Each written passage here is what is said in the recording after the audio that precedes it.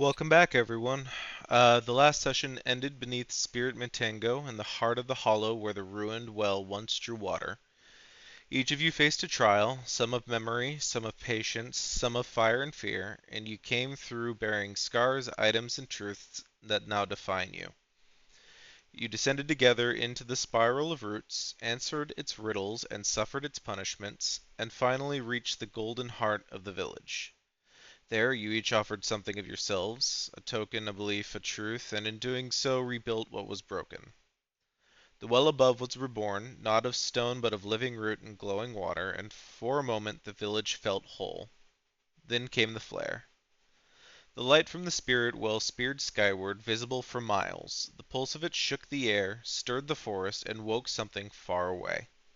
The light faded, but its memory still lingers on your skin, still standing too close, or like standing too close to a fire.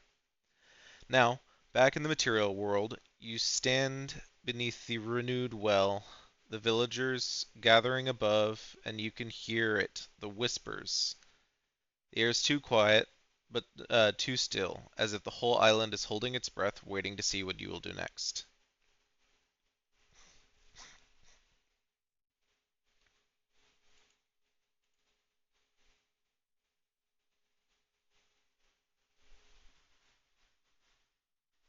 Just to make I'm getting it right, we're still in the well, correct? Yep.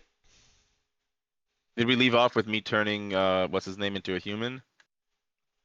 I'm gonna say no, you didn't, because that's absolute BS that I'm not going to deal with. You canon. What do you mean? No. I'm the DM. I say what's canon and isn't, and I say the Well, session, well, and well, I say, well, and I say the session ended before you did that. well, the spell exists though.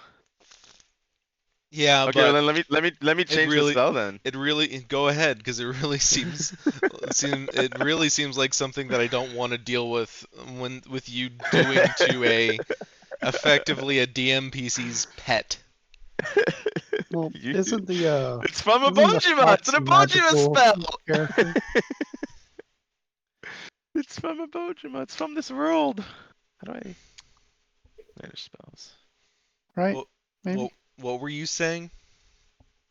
The fox is magical, isn't it? It's not a beast. It's not exactly a beast, no. It's a spirit fox that just lazily follows Riku around. In fact, You consider it Fae? it's not even Riku's pet. It's more like Riku is its pet. I'll start to climb out of the well. All right. Jet will follow. Not gonna make Yeah, y'all. well, Not gonna anyway. make you all deal. I'm not gonna make y'all do any athletics checks unless your strength scores below 10. Yeah, I will follow them out of the well. Okay.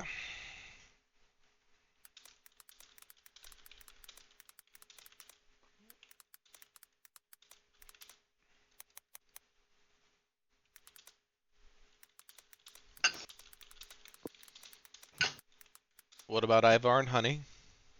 Looking at him, sitting in a well instead of a tree. They pitch a tent and they live in their new home forever. The small home. I'm climbing out. It's a bit cramped in here. I'm a big, tall motherfucker. You too, Honey?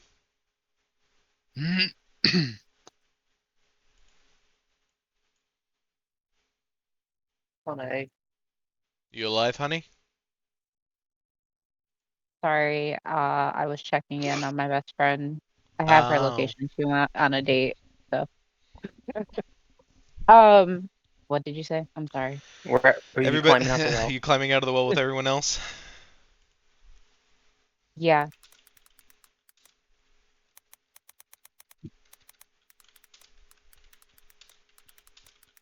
I am. I'm climbing out with everybody else. Okay.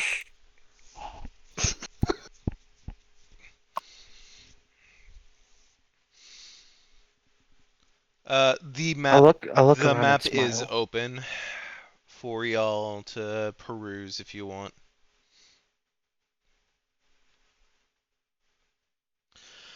When everyone reaches the surface, you'll find yourselves standing outside of the well in the uh, material plane. Uh, the well is reborn behind you, built of roots and such, and filled with water. The map is shared. It doesn't open for me. I thought I did. Hold on. Oh, I gotta hit start session. That's my bad. There you go.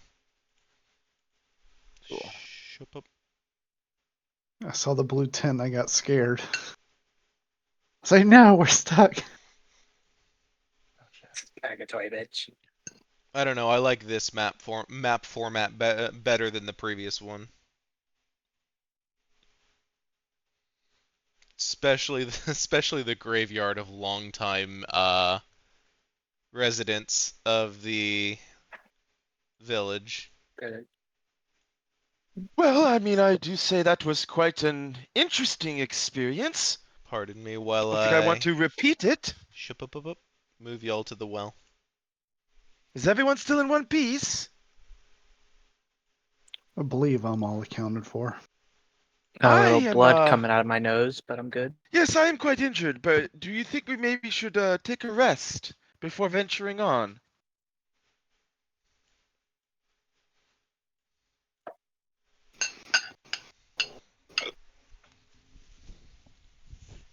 I'll go to Riku and ask, should we check in with the Lantern Keepers first, or let them know what happened? I'll have to check in with them and inform them that I did not complete the entirety of the trek as we were driven off course. Is there But going to be a consequence for that? I hope not. But you already know, Milo. You have no obligations to follow with me But until you choose to take the oath. I don't want to like take it with yet, but I'd like to follow along with them. Like, it, Hmm. it's like I'm not required to, but I'll follow along with them. I don't know. Maybe you should go tell maybe you should go and tell your grandparents that you're fine since we've been gone for who knows how long. Are we still? Oh, are we back in the Back right in side up? back in regular Matango. Okay.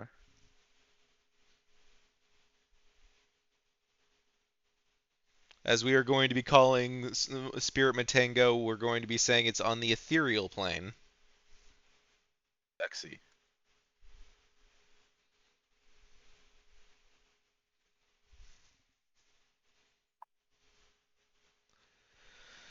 Okay. I mean, yeah, there are also, a bunch of villagers surrounding y'all, whispering and looking at you. I'll give a like look around while with a smile, uh, nodding, saying we did, like not saying we did it, but like saying it's okay. Jet's gonna dip out. Okay. I'll go up to Honey and Ivar, ask them if they'd like to get cleaned up. I know a place, or they can come over to my place if they don't have them. Oh, yeah, that's fine. Take the Uh, offer.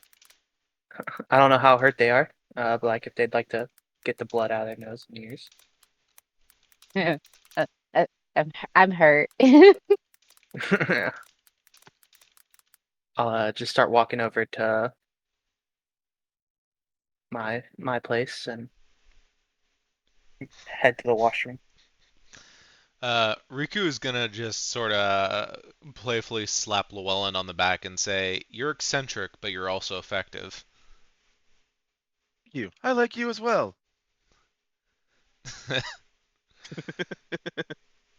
All right.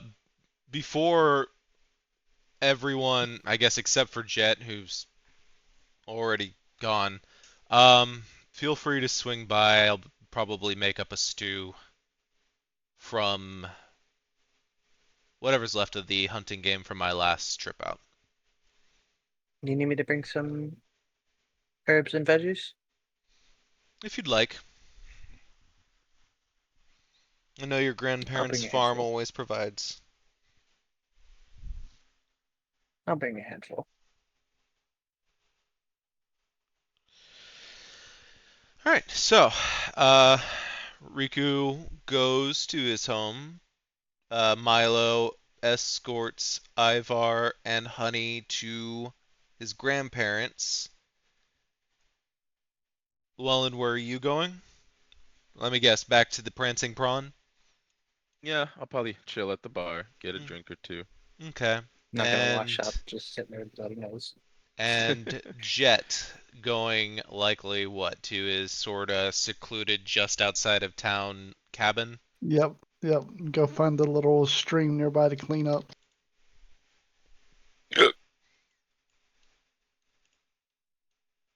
Well, you already know because you always you've had it for forever at this point. You always have a standing offer from Riku if you ever need anything. Yep.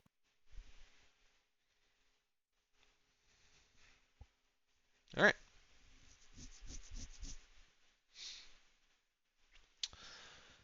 Okay. Let's see. Since Riku's not an actual player here, we will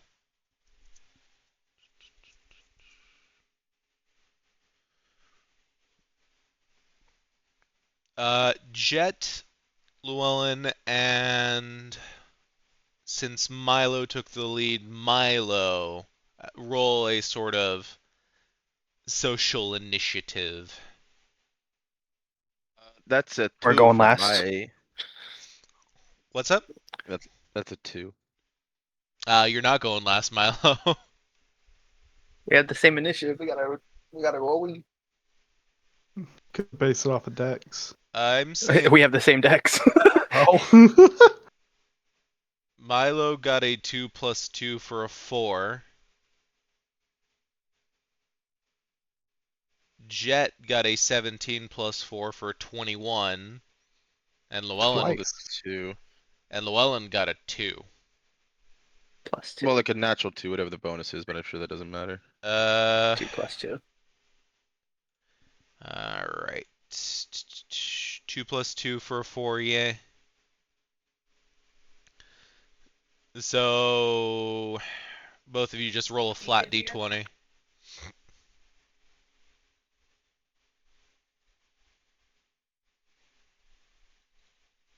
Milo got a 19. Llewellyn? A 16. Okay, so it'll be Jet, then Milo, then Llewellyn. Well, Jet, then Milo and Ivar and Honey, and then Llewellyn. Jet. DM. You are going to your cabin just outside of town. Yep.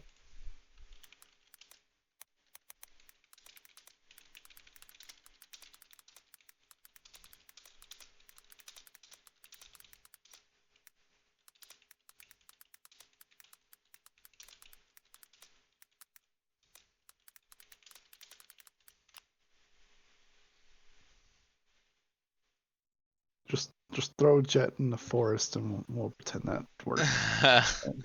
Uh, the path to your cabin is quiet this late in the evening.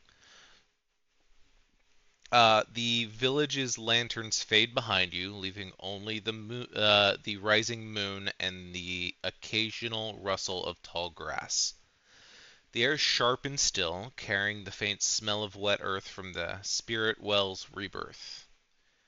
Your cabin sits just inside of the edge of the woods, small and weathered but solid, a single light flickering in the window where you left a lantern burning earlier.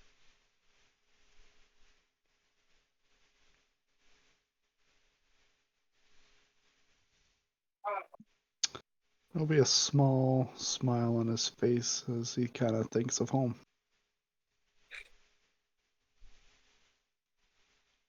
And he'll go in.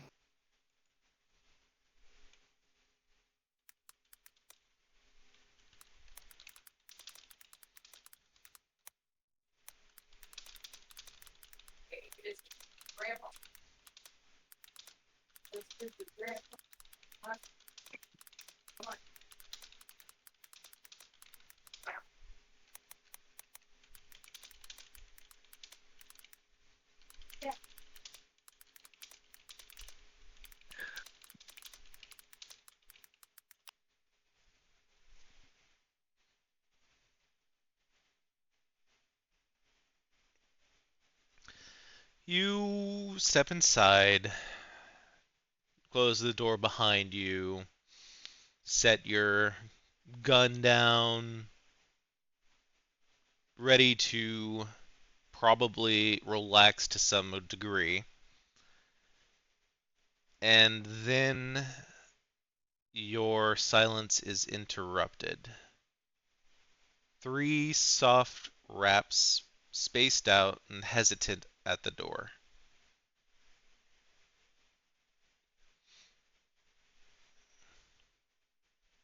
I don't believe anyone followed me, but I will re-grab my revolver and call out, "Yes, who is it?"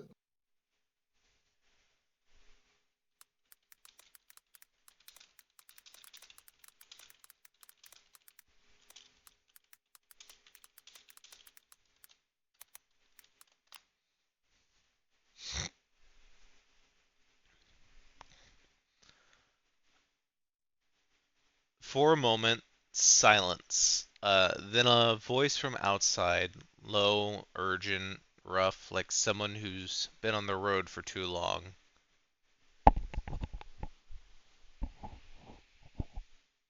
Name's Tomaren. Used to run lantern routes between Matango and the Western Marsh. Not anymore, though. Not since I saw it.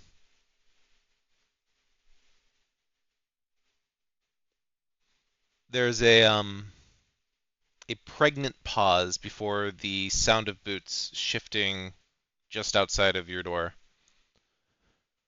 Word is you hunt things. You should know.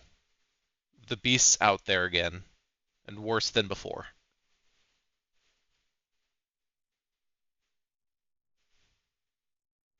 Well, you sound awfully tired. Must have came quite a ways, ain't it? And Jet will move towards the side of the door.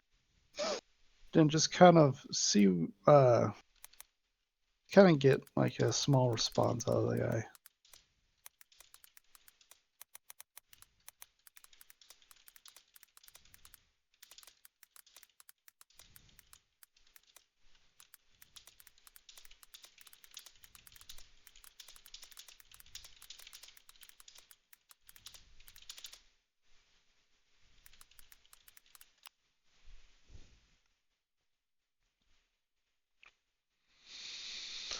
Long enough, my boots are falling apart.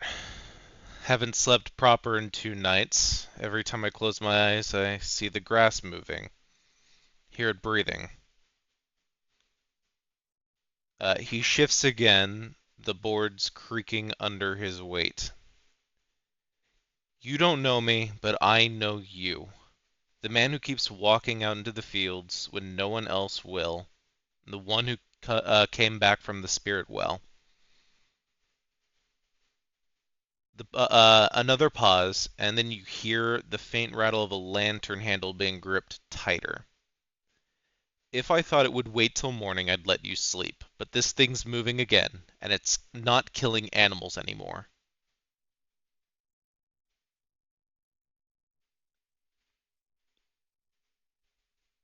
Jet will open the door slowly, enough to get a look at this guy's face. And then once he's got an idea of him, he'll open it fully. Would you mind the seat, or is this something we should get moving about?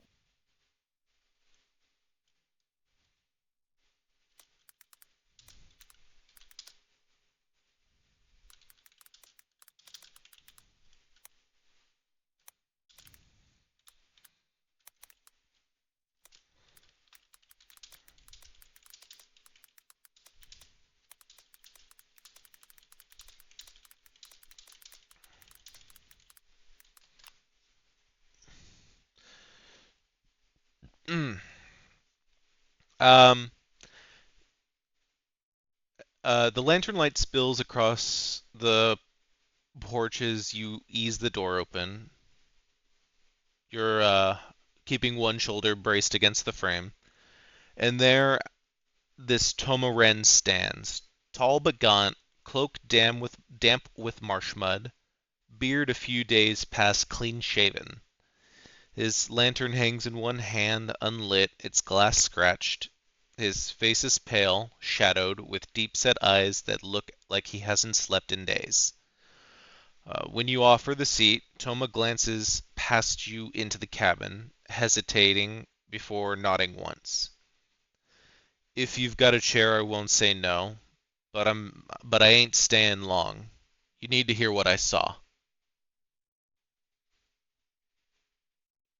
Jet will gesture him towards the single chair in his little cabin and sit on his bed.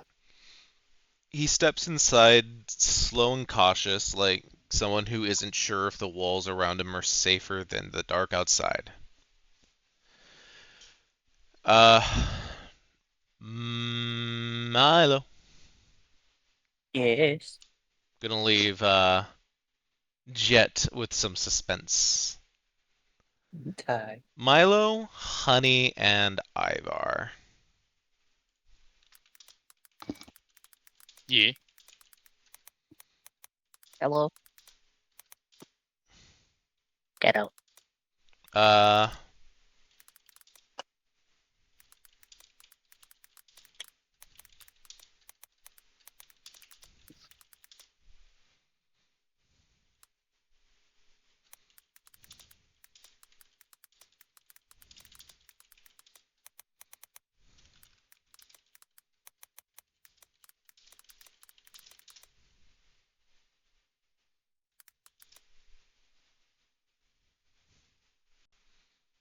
oops. Hate it when I get characters' names mixed up in my notes.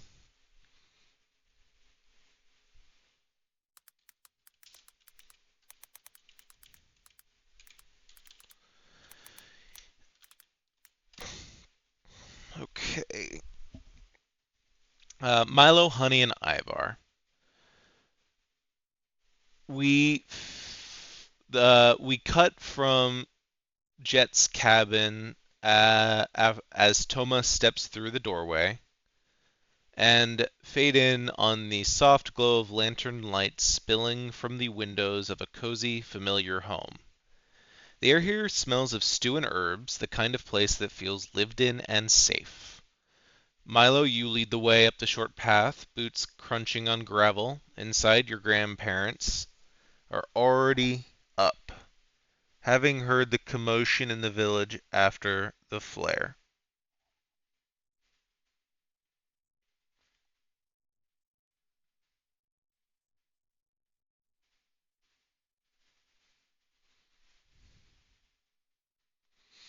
I'll open the door and just greet them. Hi, Auntie, Uncle. We're back. Um, I brought some new friends over. They're just gonna clean up a bit. When the three of you step inside, Lucy bustles over, wiping her hands on her apron, and looks Honey and Ivar up and down like a hawk. Then she turns her attention to you, Milo, and just simply says, "Oh, just look at you, scratched up, covered in dust. Sit down, sit down." She shoos all of you toward a table where steam is rising from a fresh pot of stew. Uh, Herman simply nods at you from his chair by the hearth, but his eyes linger on you for a moment, Milo, his pride clear but unspoken.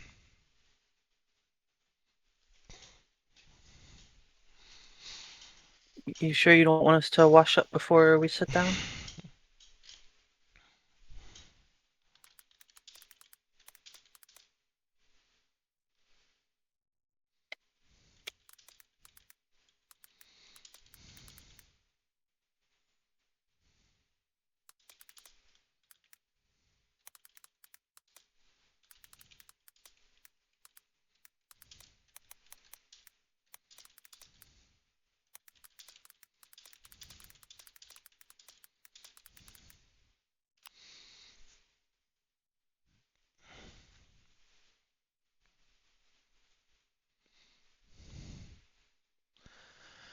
Uh, Lucy waves a hand, already pulling out extra bowls. Oh, nonsense. Sit before it gets cold. You think I've never fed muddy boots and tired faces?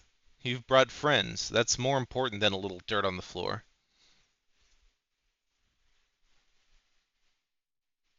If you say so. And I'll take a seat next to Herman and wait for a bowl. Ivar and Honey, what do you do? I'd love to see what the customs are. Is Milo going there with all of his equipment on? I don't have equipment. Don't. Have you Mi- just straight up been punching people? Yeah. Milo's been straight up punching people. I thought he had a blade at least. Nope. I have a dagger and a hand axe, but that's for cutting wood and for cutting meat. But it's in a backpack. And he left the backpack by the door. Okay. That at least gives me something. I'll leave my backpack at You've the been- door, but I you've will been- have my Uh, I'll have my scimitar with me. Remind me of Milo's age again. He's 18, fresh 18, like Yeah, a week into 18. You've been traveling with a teenager who's been punching monsters. And honestly, quite effectively. Quite effectively is the understatement. Yeah, my character does not have a whole lot. He has the shit to make food, and that is it. I'll leave my backpack at the door, but I'll have my scimitar on me.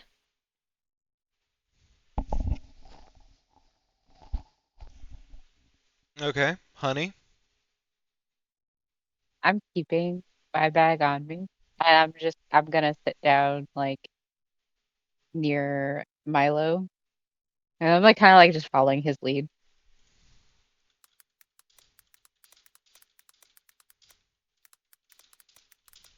Okay.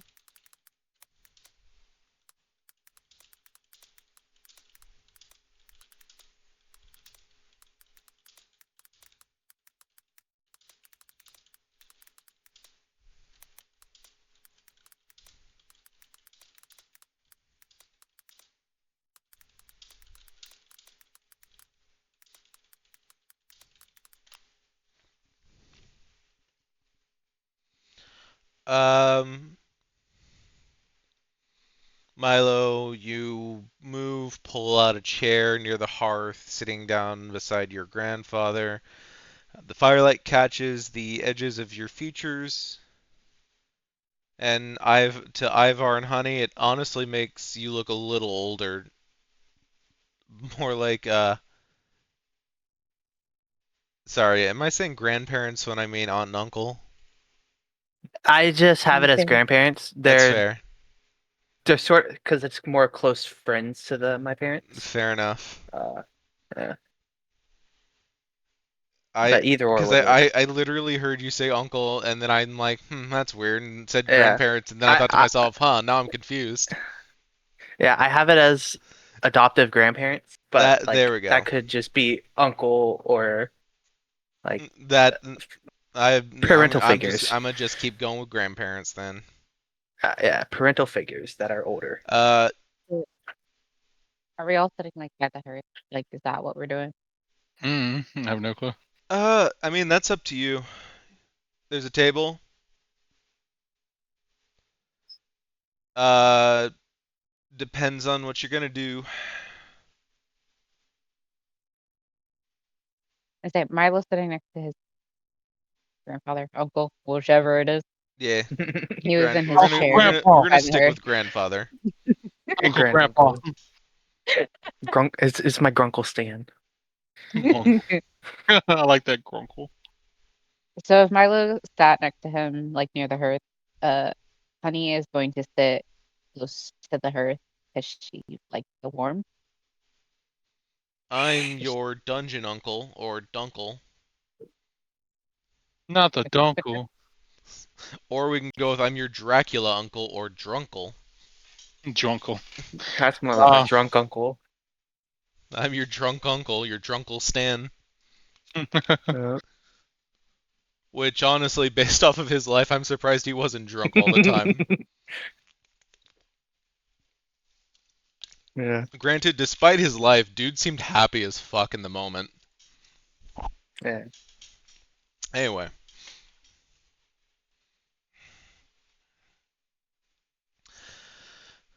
You all take your seats where you do, and Lucy notices the way that Honey holds onto her pack and the way Ivar's hands stay near the hilt of his blade. But she doesn't comment. She just ladles stew into each bowl and sits them down with practiced efficiency. There, eat it while it's hot. You all look like you've come a long way tonight.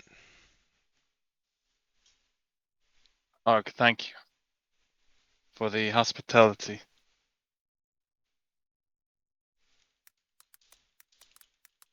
Honey's just gonna kind of like dip her head in like a quiet thing and take the bowl.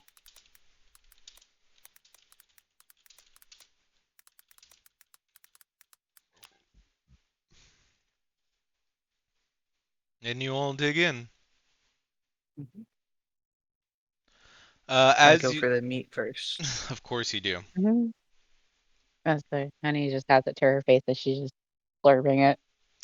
Uh, as y'all settle into your seats and start eating, the fire popping and Lucy glancing between you all, her sharp eyes soft but worried.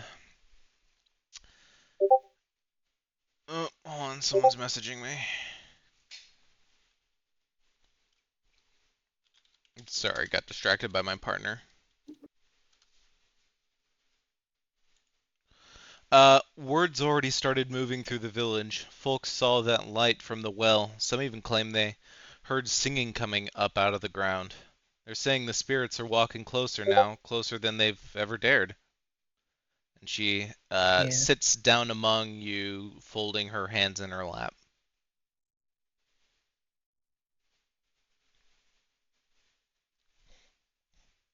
Yeah, that wasn't on the agenda, but we kind of got a little off course. But seems we fixed it well.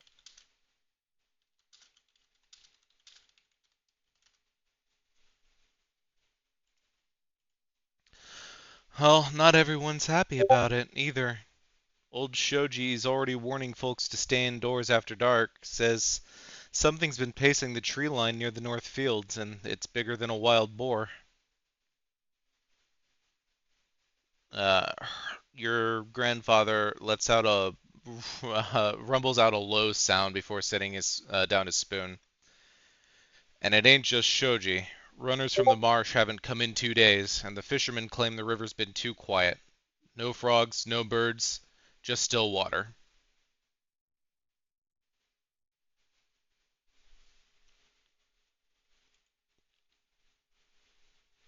2 days? Is that what they said? Yep.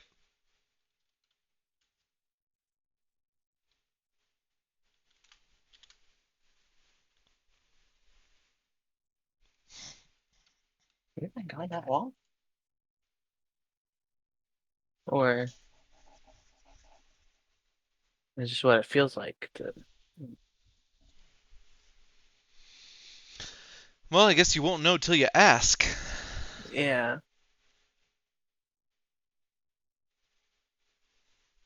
Uh, you say 2 days. How long have we been gone?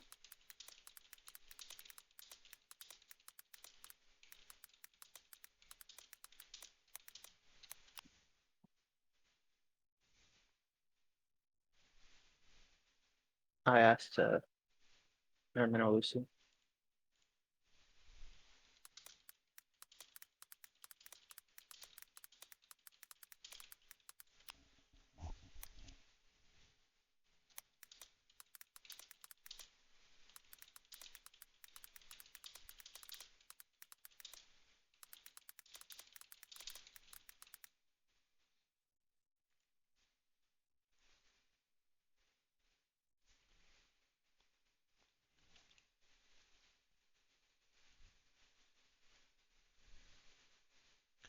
Uh, so you ask how long you've been gone? Yeah, I say 2 days. And then I ask, how long have we been gone? Lucy pauses, her brow furrowing. Well, it's been about 4 days since you left. I'll look over to Honey and Ivar with a confused face a little bit.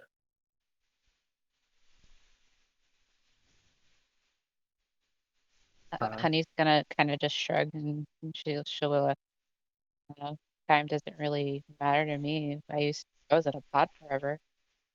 yeah, but it was only about a day for us. That's Well, what it's just not that's the what I was individual reckoning. right now. That's what I was reckoning. Yeah.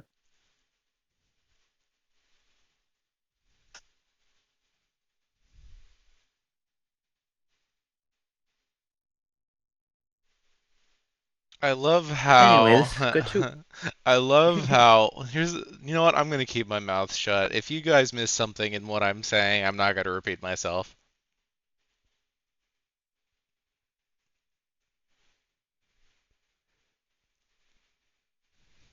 I think it's gonna be more dramatic. Alright, let's continue.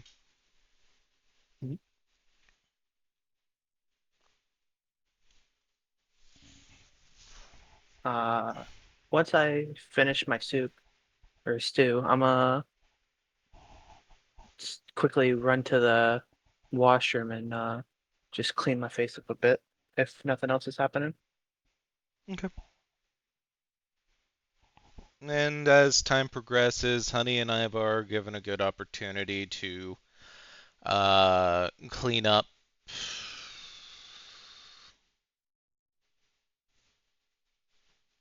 I would definitely take it. Alright. Llewellyn. Is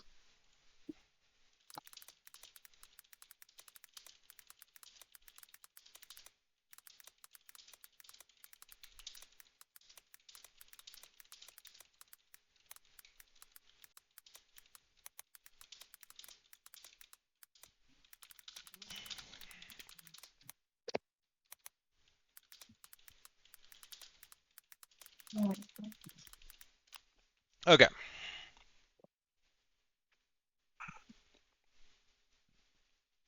The Prancing Prawn is lively tonight, perhaps more so than usual, but the mood is mixed.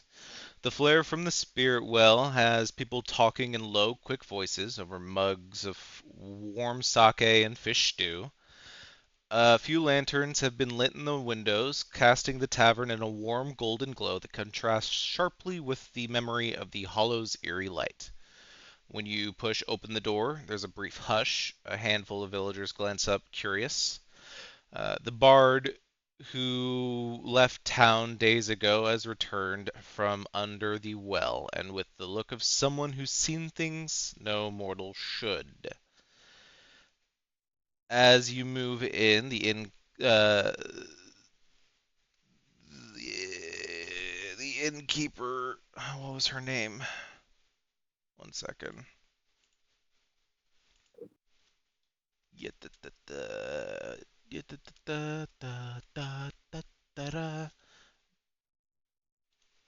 Go ahead and just. I have it here. Don't do what?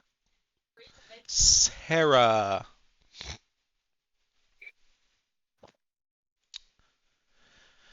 The innkeeper, Sarah, brightens when she sees you a bit. Well, well, the well walker returns. Hush now, I've only been gone less than a day. Hate to break the news to you, but you've been gone for 4. What do you mean 4 days? I literally slept, woke up, went through the well and came back. You, Lucy and Herman's grandchild, the boy who lives out in the Wait, what did woods. you say? Your mic like glitched. You, Lucy and Herman's grandchild, that boy who lives out in the woods, and those 2 strangers who showed up, left 4 days ago. Strange. So you're saying that beyond that well is sort of a place outside of time. How interesting. I think you'd know more than I would. I know this. What we found there was a little bit concerning, but I think, for now, the damage has been quelled, and the townsfolk can resume their celebrations.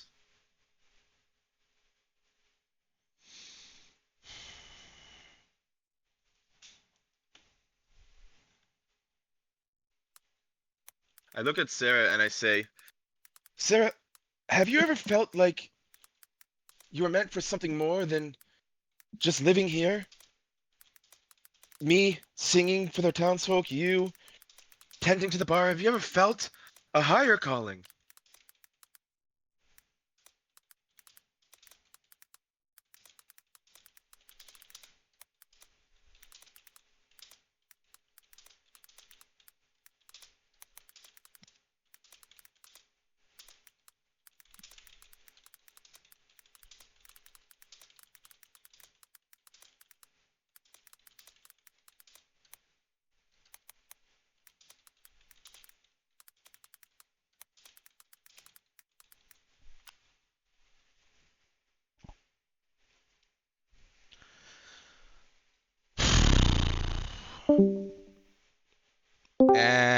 Oh, hello. Is that you? That was you? That wasn't me? who,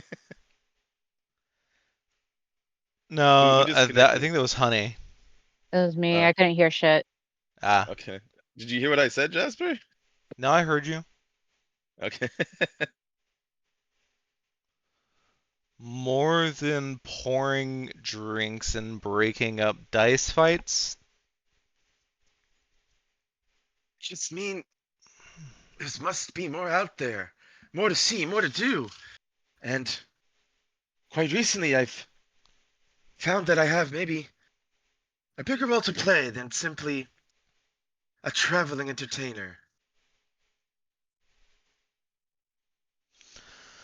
Well, sometimes, hmm, nights when the wind's quiet and the lanterns burn low, I wonder if I ought to pack up and see the rest of Obojima, but then I think maybe this is where I'm supposed to be.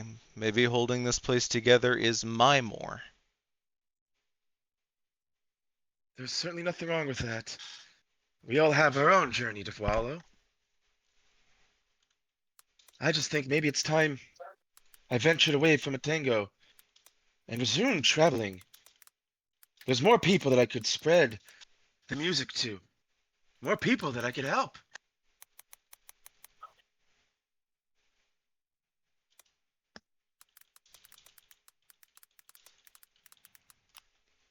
What's your passive perception? He's pretty good. 15. 12. Oh, 15. Yeah, Yeah, that's my investigation. It's 12. that's fair.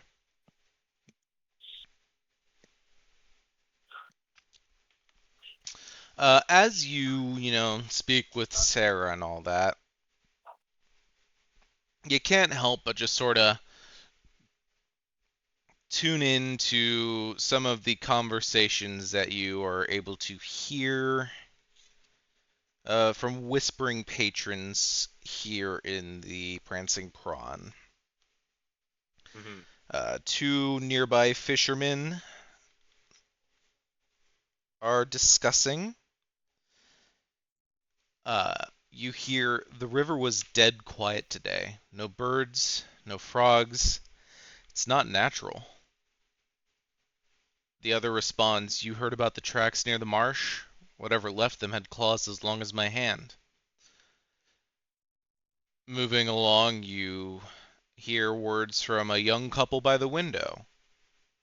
"They say the well glowing is a blessing. Spirits are walking among us again." The other responds, "Blessing? Ha! My uncle says it's a warning. Says the last time the well glowed, the forest burned." And Jeff. an old salt at the hearth nearby says something to someone passing by. "You mark me. Something's prowling the cliffs. I saw Lanternlight where there's no road, no houses. Something's watching us."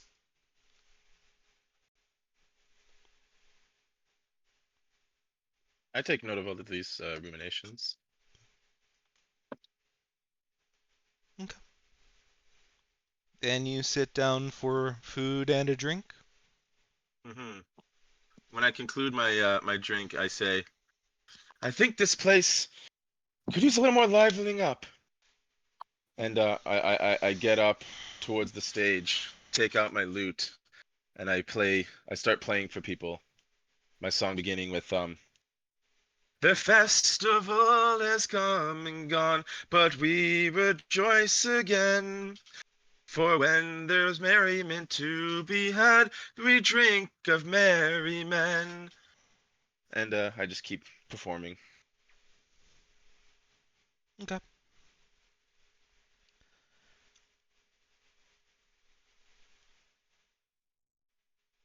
All right.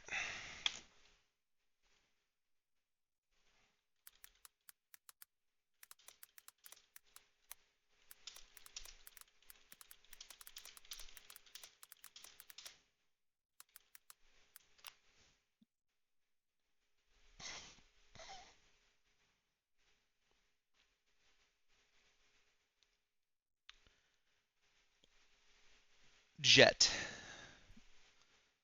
The lantern Yes. light is low and warm, casting long shadows as you stand by the door, the weight of your decision to let this Toma Ren in still hanging in the air.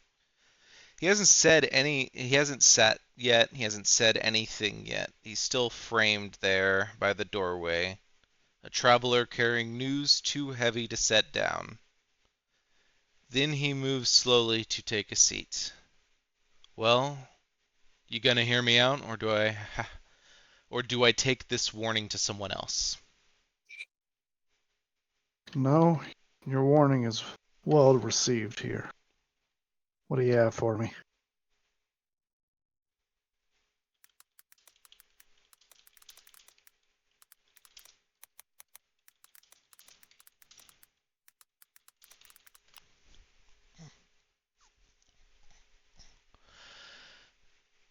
Tom exhales, some of the tension bleeding out of his shoulders. He nods once, slow.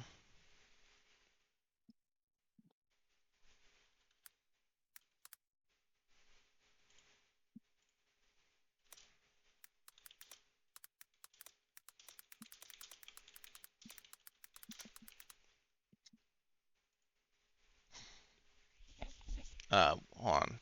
Where is it? 2 nights ago, West Marsh Trail. I saw the grass moving. Too much movement. Too wide a circle. Then I saw it. Taller than a man, fur-like shadow, eyes shining yellow. It was standing, Jet, standing like it knew I was watching. He swallows hard, lantern handle creaking under his grip still. It didn't run. It didn't even stalk. Just turned its head toward me and let me see its teeth. Then it vanished into the grass. Next morning, I followed the trail. Found blood. Not deer. Not boar. Human. A pack was torn open nearby. Scattered food. No body. Whoever it was, they didn't make it back to the village. His hands shake once before he grips the lantern tighter. I've run those marsh trails for years. I've seen the monsters work before, but this was different. It's hunting now. Hunting like it remembers.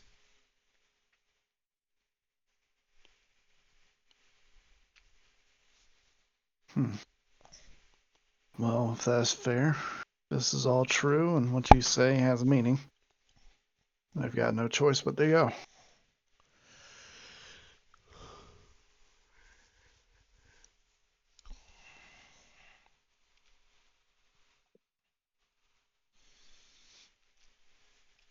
The man stands shakily, like he's resolved with the fact that he has given his warning before nodding once at you and making to leave. I suggest not going alone, but if you do, be careful. And he will step out into the night and just keep walking.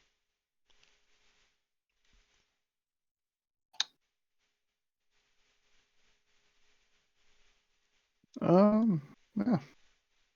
I guess I'll begin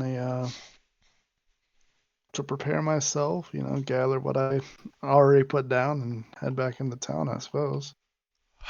Probably should get that long rest in first with your 5 hit points. Yeah, that's fair. You got me there. Forgot about that. Got Honey at 10 out of 30, and Ivar at 13 out of 27, you at 5 out of 30, and Llewellyn at 18 out of 27, even though I'm pretty sure he also went down. Milo at 23 out of 42. And Riku, who is at 31 out of 31. Anyway, everybody go ahead and get your long rests in, as morning will arrive.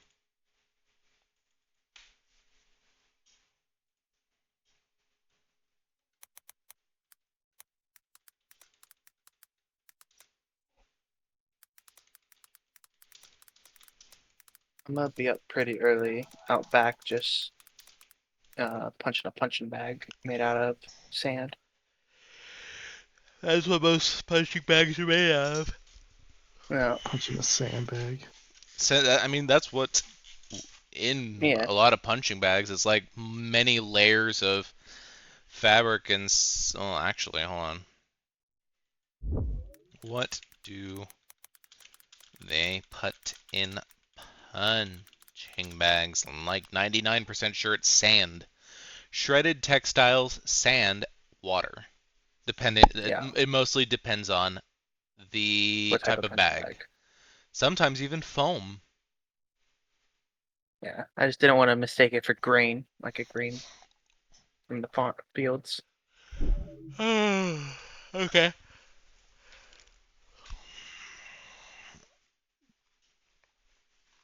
All right.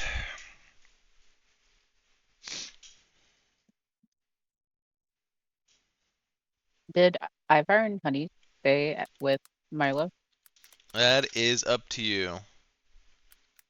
You have your own place. I just offered you to come over They for like they dinner do and wash up. they do not have their own They place. they didn't Riku say they could stay over? They Yeah, crash at Riku's the last yeah. time, and the prancing prawn is also an option. It's up to them Ah, what they want to do. I don't know how much room's in our house, but might have a guest bed. I'm not gonna lie. I'd rather sleep on the damn floor. I'm gonna say Won't be the Honey's first time. right by the hearth, curled up. Literally could have gone back for an actual bed, and you both chose to sleep on the floor.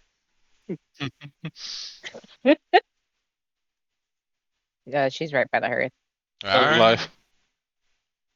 So if they did end up Weirdos. staying at with Milo, Honey's gonna be helping Lucy, whatever she needed. Okay. Either way, morning has arrived, so what is everybody going to do?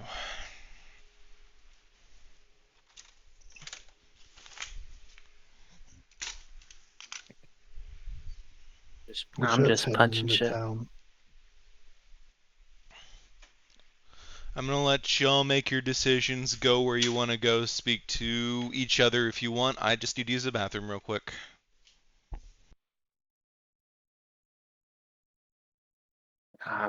Y'all probably got woken up by me punching a punching bag, but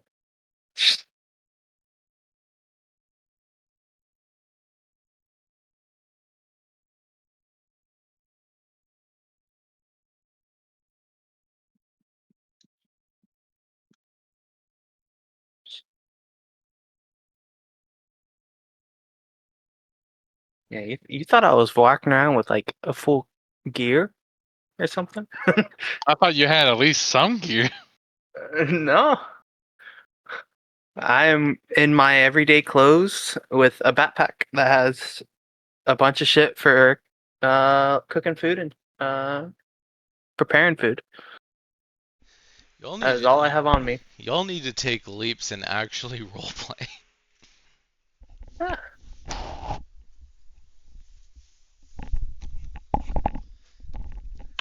I would, but Like Jet's on his way to town. I'm the DM, and yeah, it's kind of my job to make sure things move forward to some degree, but I can't be the only one filling in all of the silences. yeah. I mean, I don't know where I'm- the rest of the party is at the moment, so I'm I probably mean, just I gonna am be at the. I'm gonna probably outside. just be at the bar right now. I am That's outside punching a punching bag. that's fair, and Lucy and Herman's home aren't far from the Prancing Prawn. Yeah. Ivar would help chop some firewood if they need it. You said you have an axe, Yeah, it's in my backpack at the door. so I would imagine that they chop wood. Well, it's mostly for a travel. Like I grabbed it for travel, Oh, for but campfire. yeah. But I got I you. mean, we probably have a wood fire thing. Ivar's gonna help your grandpa. Ultimately, if you look Yeah. outside, you'd probably see Milo out there punching a bag of sand. Cause I beat that sand. I'm also saying that to Llewellyn. Okay.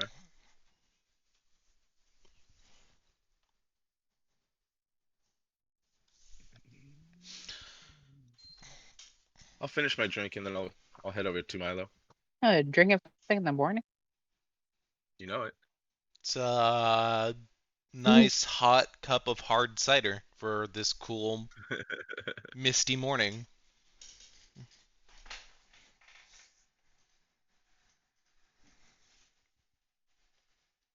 He's got to make sure he, tops off his flask, which he irresponsibly lets children take sips out of.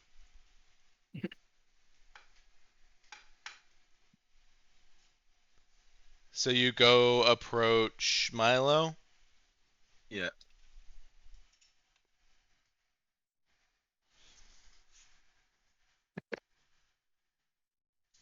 Getting in some early training, Milo? Always.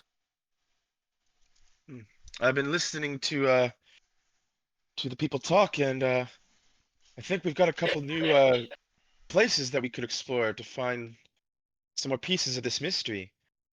Heard of some dangerous creature by the river? Apparently, I they heard the say one the behind the well fields. is glowing now, so there's that. Also, by the cliffs, apparently there's some unusual lantern light. There, people think that someone or something is watching them there.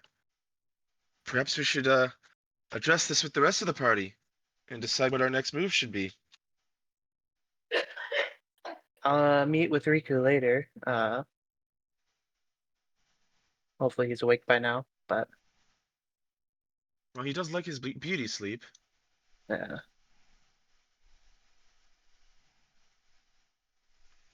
Slander. No, he's a hunter. He's probably out at fucking break of dawn. Your slanderous fucking ways. Goddamn bard. Rumor is that Riku likes to sleep until noon.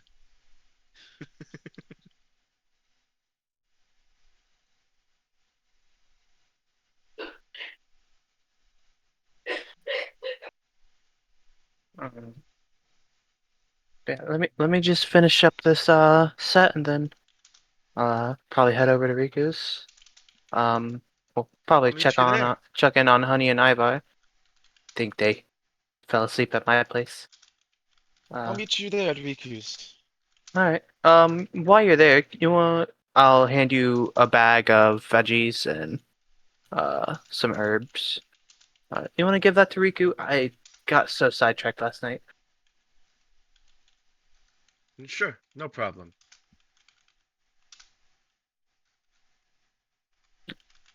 I'll continue my set for a little bit, and then head inside to see what Ivar and Honey are doing.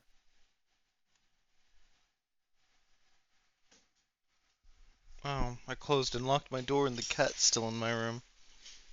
What are you doing? Why you being sneaky? Come here, you.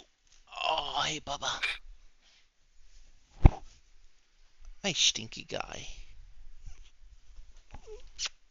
Who's your puppy? Here you go. He's a brat. Anyway.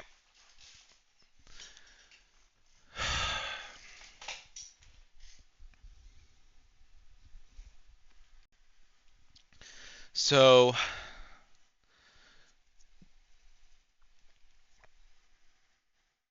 Milo, Ivar, and Honey are filling time with busy work.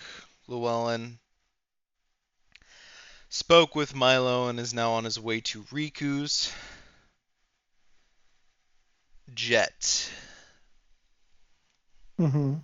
what are you doing? Jet was headed into town. Okay. He is headed to Riku's. All right.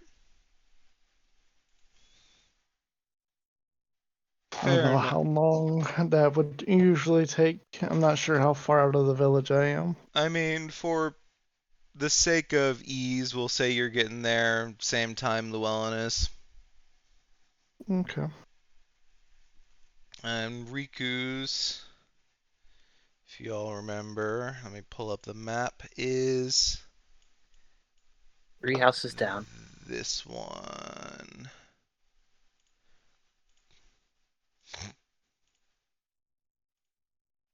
Mm-hmm. We're going to go ahead and move Milo and Honey and Ivar, Riku, and the front door's over here. Wild people moving to the back door where there's not even a door. How dare Nothing you? wrong with it. How dare you?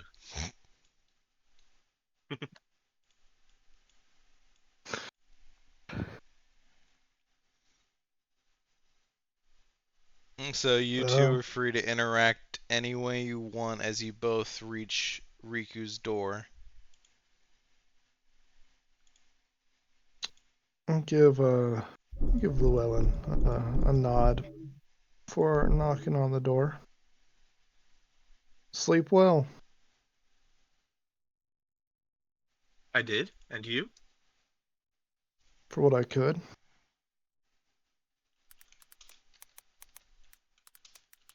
We have some things to discuss. I knock on Riku's door.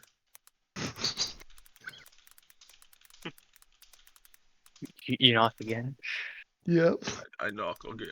Oh, did you say we already knocked? I missed that. Jet knock. Oh, Jet knocked. Yeah, I'll knock with him. You didn't say weak answered, so I'll knock as well. Well, knocked, You- talked a little bit. Yeah, this is awkward. Knocks again. You both exchange it. You both exchange a few more sentences, and then Jet panics from social anxiety and starts pounding on Riku's door. Let me in! Let me in! It's too early to be social. I don't know I'm what's happening. excited. What do I do in this situation? He's like, Oh, man. Ivar Honey killed him.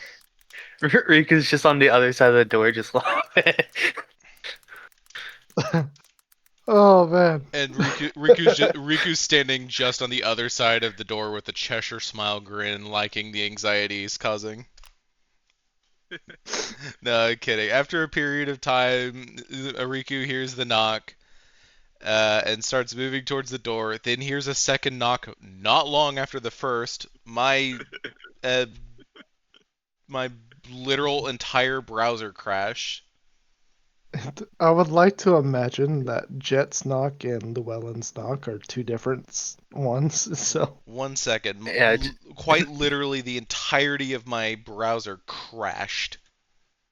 Jets is like two bangs. Llewellyn's is in like a sound of a beat. Do-do-do-do-do. Pop, pop. Alright. Sorry, hold on. There we go. I got my browsers back up. At least none of the tabs closed.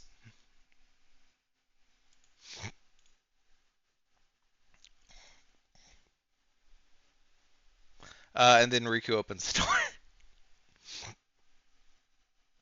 Hello there. Good morning.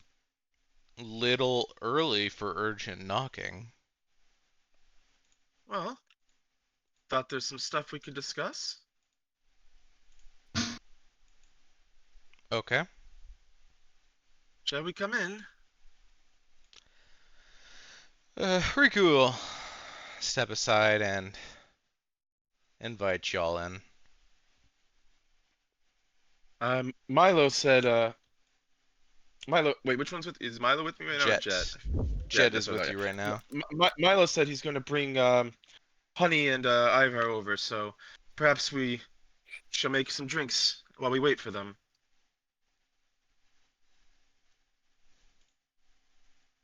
Jet is also underage. You know, you can make me that famous cider recipe we were talking about last week that you make. I don't have any apples on hand. Well, Jet's gonna go inside and find I'll a just have tea seat. then.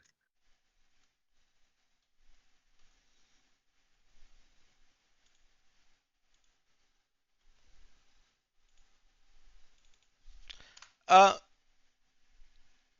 um, I guess Riku will go about making.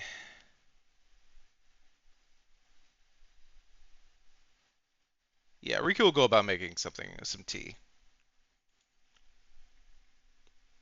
Proper motherfuckers up in this house. Llewellyn doesn't even give the food over. Oh yeah, I forgot. Oh yeah, I was told to give you this from Milo. Little late for that, but sure.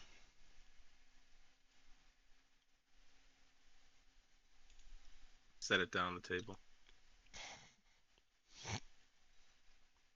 Alrighty. And how soon do you get the other two and get over there, Milo? See what they're doing. See if Lucy and Herman need anything.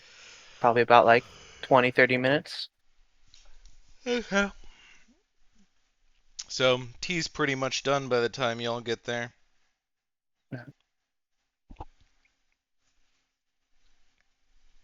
Unless Ivar and Honey need to do anything extra.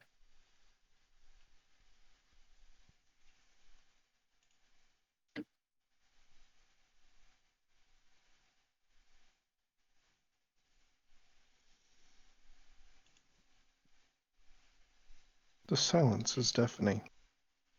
Incredibly. No, I don't need to do anything.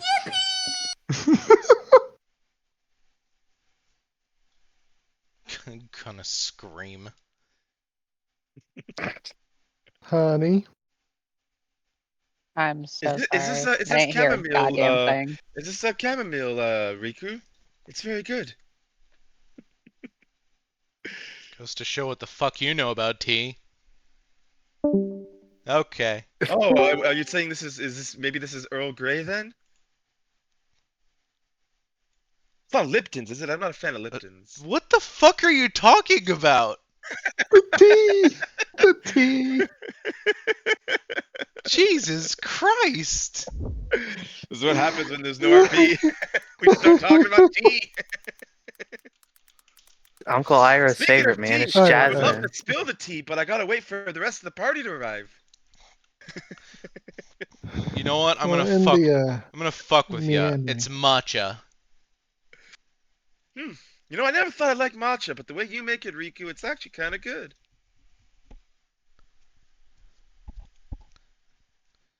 Nah, it's not matcha. Matcha mean? I'm literally looking up Japanese teas just to feel more authentic. Oolong? Just- More authentic. Is it It's oolong? Uncle Is Ira's it favorite, oolong bruh. tea? Jasmine tea. I think Honey is having some issues. Yeah. Shit, matcha is a favored breakfast tea. Alright, it's matcha. Also green. Green tea would be a breakfast tea. Classic green tea, matcha, genmaicha, I think oolong. hojicha. I think oolong would be also breakfast tea in Japan as well. Not from what I'm seeing. No? Bancha, mugicha, wakucha, Basically cha. gyokuro, kabusecha, None of these have I heard. hojicha, kukicha, Well, in the mugicha, sakura definition We get sencha. it. silence Think of we get it. Machin-cha, Bugaja, tea Digaja, crafting. Lugaja, everything cha, right? You What's just cha? got Cha? you Is just cha became tea? you became absolutely racist there for a moment. Well, because I'm trying to figure out, is cha tea? Is that what it is? Or do they just love the rhyme? He has been Hojicha, doing his ho, Duolingo. hojicha in Duolingo. Japanese means roasted tea. Okay, so cha must mean tea then. Kukicha is twig tea. Yeah, it's Yeah. Matcha is the oldest It's- type of tea. hello. It's green tea, but like It's heavily concentrated. no, yeah, no. So matcha is like green tea. It's like making tea and then boiling the water out of the tea and then taking the powder and using it for future tea.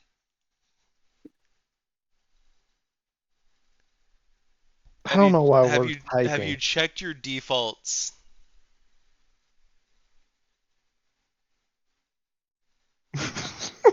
Is your headset muted?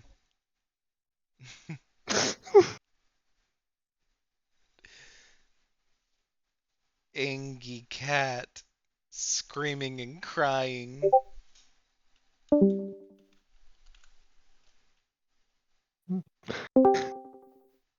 Hello? Hello. Oh, Hello. we can hear. Who are Oh you? my Here's the problem. Here's the thing. I'm so glad I have a friend who gets as excited for the opening of a new season of a TV show as I do. The first episode of season 2 of High Potential dropped today.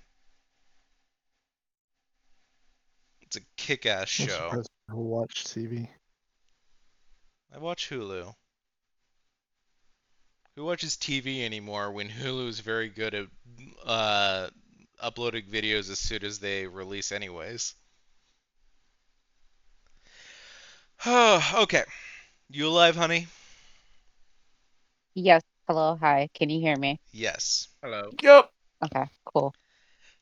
So, Somebody hear something? so you are also Listen, bitch. going to Riku's home with everyone else, right? Yeah. Okay. Just wanted to confirm. Far be it from me to assume that you didn't have anything that you wanted to sneak off and go do. The No, Honey character, was helping Lucy. the player who notoriously sneaks off to go do things, No, that was Huxley. literally got up close and personal with a vampire patron. Listen, that was Huxley. This is Honey. They're two different. They're different. Mm. Just as chaotic. Just a little bit. Lawful chaotic, chaotic lawful.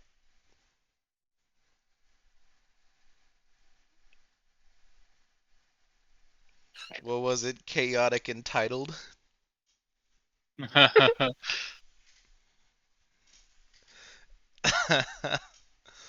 Oh, honestly, there's nothing more funny than Lou Wilson on Dimension 20 playing Pinocchio and being, "Where the white women at?"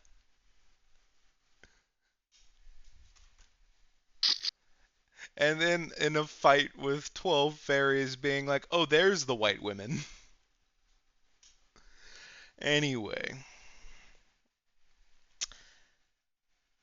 Milo, Honey, and Ivar make it around to Riku's house right as Riku's finishing up tea.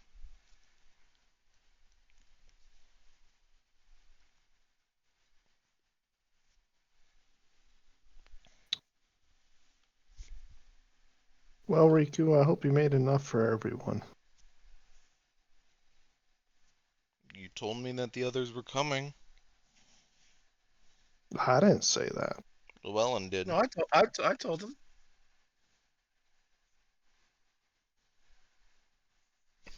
Goes to show how much fucking attention you pay. Oh shit! He got you. Bite. Takes Jet's gun, shoots him dead. Oh, that's cool. D&D Beyond added a party inventory. Oh yeah, no, I saw that. I got all excited about it when I saw that. If you all go to your Huh? if you all go to your character sheet and click on inventory towards the top, you'll see my inventory and party inventory. I don't like that. You can Oh. now move items to the party inventory for ease of transferring between party members. Interesting. No longer you tell someone you give them, they have to add it, and then you have to delete it. Exactly. Now, is there a reverse option where I could just take things from people's inventories? No, you can only see If it's in the party inventory. you can only see the party inventory.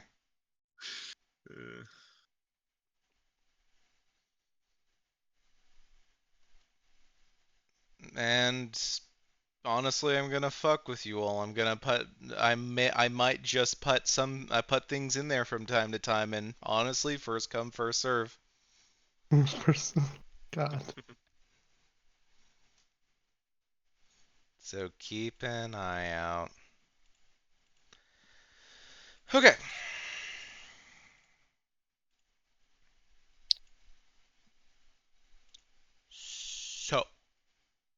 So where's the thing here? Party. Oh, that's builder. Where's in the party So- in inventory option? inventory, In inventory. towards the top, you'll see my inventory Party. and party inventory. Hi. Interesting. Hell, there might even be moments where I might, for 2 seconds, put a legendary item in there, then immediately remove it. Well, you have to refresh your page to even see it. Mm. Yeah, you would. I think the thing that would like make him surprised, flabbergasted, is somebody actually moved it. He's like, "All right, which one of you son bitches?" I mean, I just go through everybody's character sheet and then remove it from there because that But legendary. now, here's the question though, Jasper. Hmm. What would happen if I were to do this?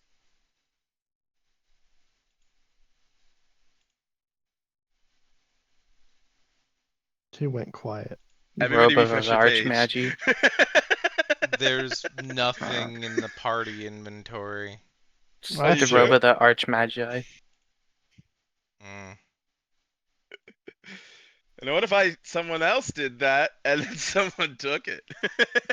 I mean, if I start seeing items that don't belong on your character sheet, I'm deleting your character.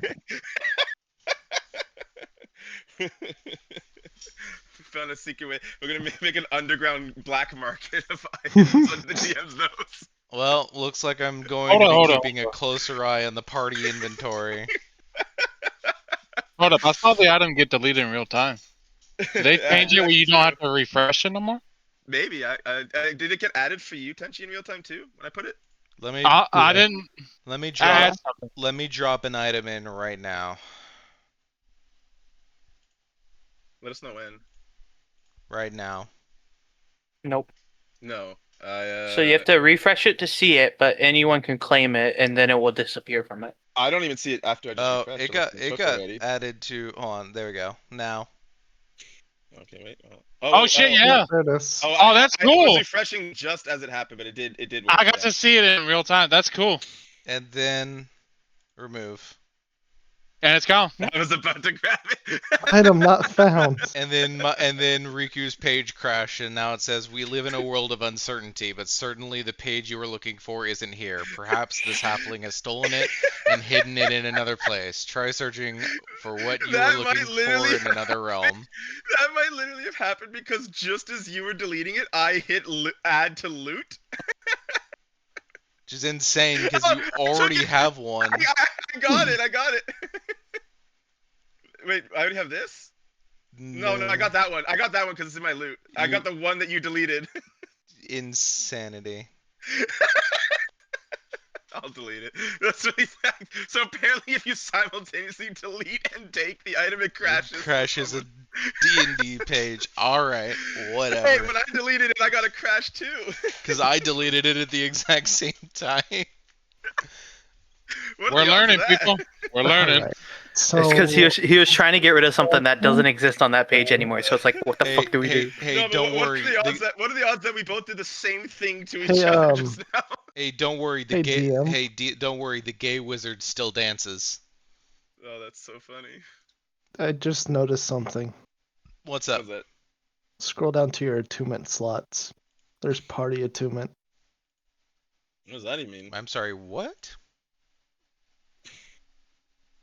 Party items if you need, requiring attunement. Party items that can attune. If you need like 3 people to attune shit. Maybe that's in preparation for some upcoming D&D changes. What I haven't Tom heard of that fuckery being is a thing this? yet. I'm gonna drop an attunement item into Riku's inventory. Yeah, unless that's supposed to tell you items that other people have attuned. That you can attune to. So it's probably Yeah, like but how would 3 I people attune need to something that- attune to this thing to But- make it work. But is there an item that exists already that is like that? I've never heard of an item like that. No, but they'll probably make something like the Orb Yeah, of well, that's what I was Annihilation. saying. If that's the use case, then that has to be in preparation for like the next update that's coming or something, I guess. Interesting. All right, let's back on track. Hold Sorry on. for- Hold on. I'm working on adding an attunement item to Riku's. I said there was a party attunement, and everyone just went, or party inventory. I was like, oh my god. Party items requiring You need to know these attunement. things. Alright, so hold on. God, it takes so fucking long to scroll through the non-magical, the common weapons. Because it's like 7 different things of the same weapon. Isn't there Okay. an option for attunement? Hold on. I've added an attunement item to Riku's inventory. And now we're going to move it to the party equipment. I don't think it's that. I think it's like there's gonna be an item that 3 people or something have to be attuned to for it to work the way it should. And you can have 3 people in your group attuned to it. If you click to equip the longsword in the party inventory, then it'll pop up under party items requiring attunement. Yeah, it says he's got it equipped, so we can't mess with it. So Equipped that's by Riku. interesting. So if I Well, that's like, what I thought I then, right? Yeah, It's now telling it you says it's Yeah. stuff that equipped by other Jet. people are attuned to. Oh, actually, it doesn't so say anything to me. basically we can have multiple things in our party inventory to So now, swap out. so at any time. so now, if you want to rely more on a party inventory overall than your singular inventory, you can. Is it telling you Yeah. who's equipped it? I don't see that. Well, It's hold on. Here we go. like if I click it, Me. oh, you don't have access to this page. Yeah, it says party items requiring achievement. There's nothing there for me. You gotta look in And then you gotta look in the party if you look inventory under first. Alistair, it says longsword equipped by equipped by Riku Sunfield. Oh, okay. I thought it was the other thing that was changed. Okay. Yeah, No. and if you click on it and then go to my inventory and scroll down, it'll show up under party items requiring attunement. Yeah, Anyway, that's neat. we've gotten so off course. My Yep. bad. That doesn't make any sense. Jeez, Milo. I pointed it out and then everyone jumped on it. That's not my fault. All Milo's fault. Milo, lose your heroic inspiration. Poor I Milo. just got it back. In fact, I think you should get heroic on inspiration. Yeah, I'll The give enemy that can to choose- Llewellyn. The enemy can now choose at any point to make you go with disadvantage. I don't think Wouldn't you. that just be a coward's desperado? I don't think you want that to set that precedent. You don't know me. I'm a crazy man. Because if one enemy gets a heroic inspiration to give you disadvantage, then all of the enemies have one heroic inspiration to give y'all disadvantage. That's just a one-time, whatever the fucking thing is, the spell. All right.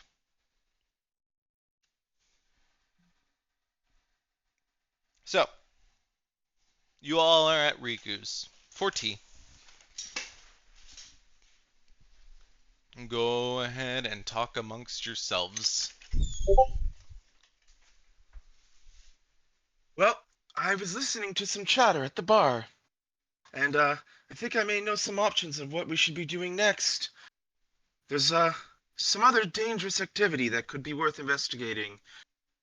Some people are claiming that down by the river, there's some kind of creature, some large creature with huge claws, causing all kinds of problems.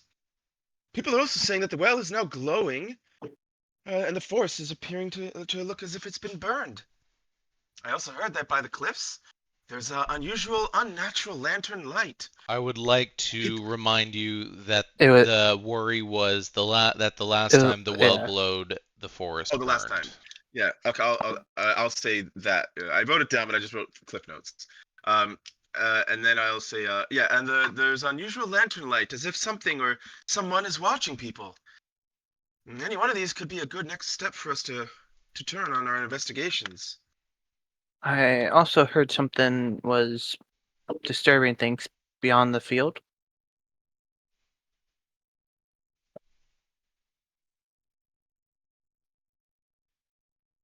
Well, not sure how all this will sound, but I did accept a job for myself, and it seems tied to what y'all are talking about.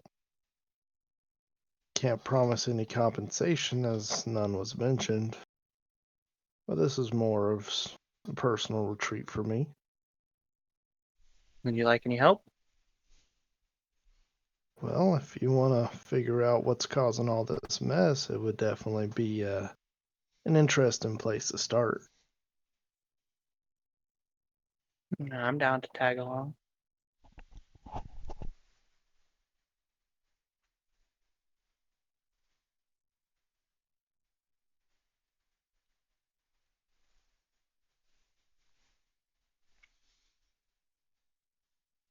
All right.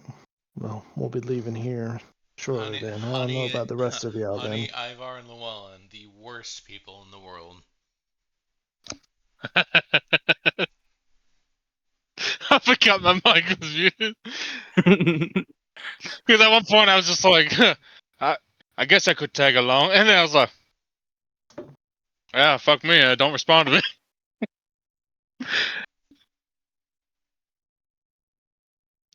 Ivar would say, he's like, I guess I could tag along. It wouldn't hurt to get more of the lay of the land. Well, I'll be heading out here in 30, so if you have things you need to gather, go ahead and grab them then. At least for those that are coming.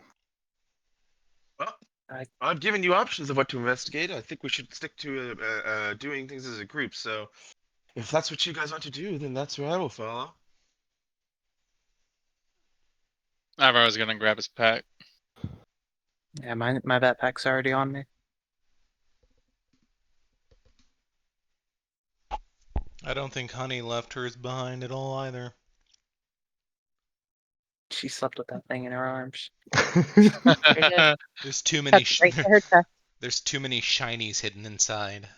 You don't know what's in here. Shit. What's up? I said you don't know what's in here. Too many shinies. Not enough Chinese. Not enough Anything that caught shinies. her eye, she shoved it in the bag. That's fair. Okay. So y'all are going about preparing. I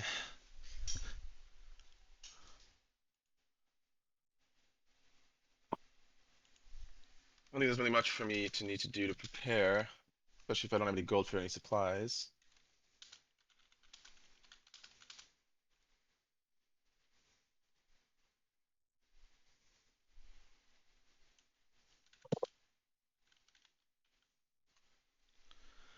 Okay. And it just kind of feels like the standard meeting point for y'all is kind of the well.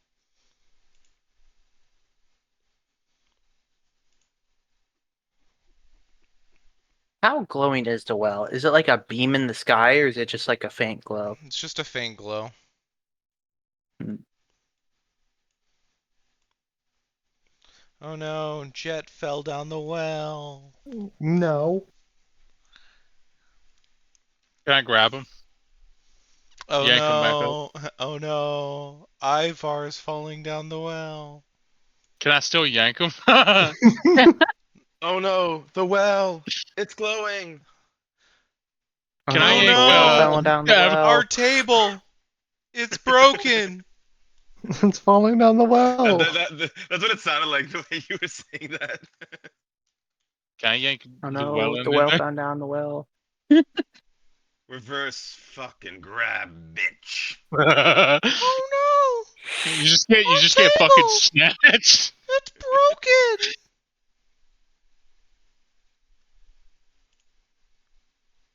Ooh, said that to the wrong person. Oop. Hold on. You'll see why I got worried when I sent this to the wrong person after I sent it here.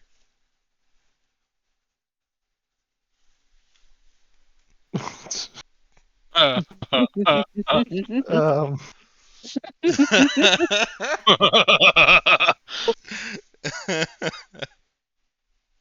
Anyway. well, Jet's gonna just get moving.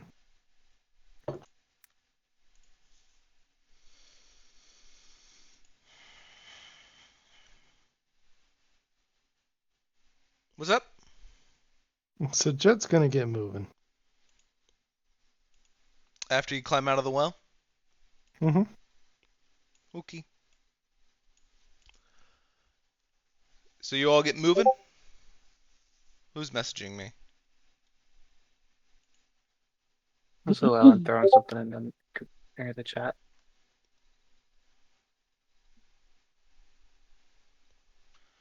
Oh no. Our table. It's broken. And my back too.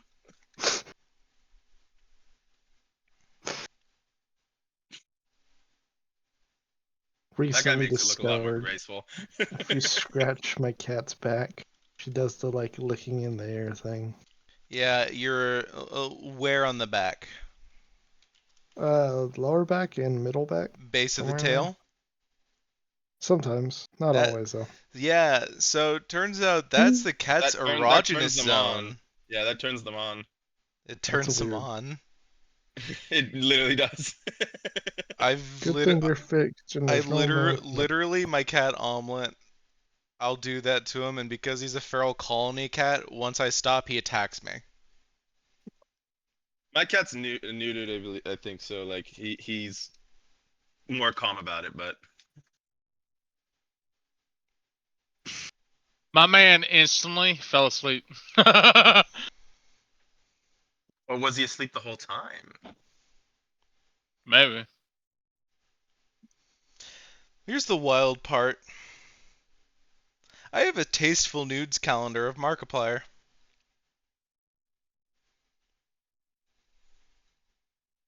Classic. If anybody remembers when he was doing that 8 years ago. Let me see where I put that. Where did I put that? Where did I put that tasteful Jesus. nudes calendar? Oh, where are you? Hold on. Sorry, I'm fully distracted now. It's just like old times. Where is it? Where did I put Are it? we still blaming Milo for this, or? No, we're blaming my. No, We're actually blaming me for this time, because I got distracted about a tasteful nudes calendar of Markiplier. It's a valid distraction. Distraction? Who's- Distractible? The who's- podcast? Who stole the sword? What? The sword is gone from the party inventory. What sword? Riku, the one Riku had. Alistair? The one you were testing. The one you were testing with. Yeah, that thing. I think I just deleted it. Mm. Well, that's cool. You can also now have party gold. Somebody took the gold. No. No, sorry, hold on. No, it's still there. I think. I'm just crazy. Yeah, the party gold's still there.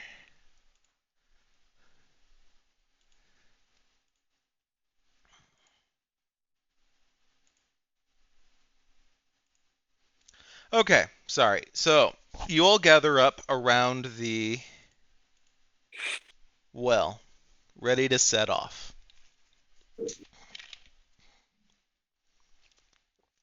Yes. All right.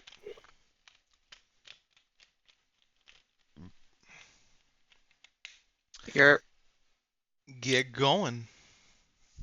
You're- Spells real quick. following behind Jet. Before plans. I think I'm gonna change that actually. Let's get rid of that.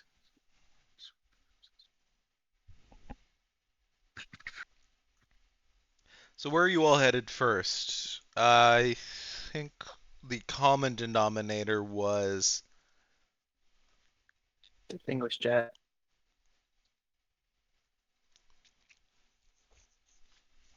no, I mean among all of the rumors that you all heard individually, I think the common denominator was towards the marshlands.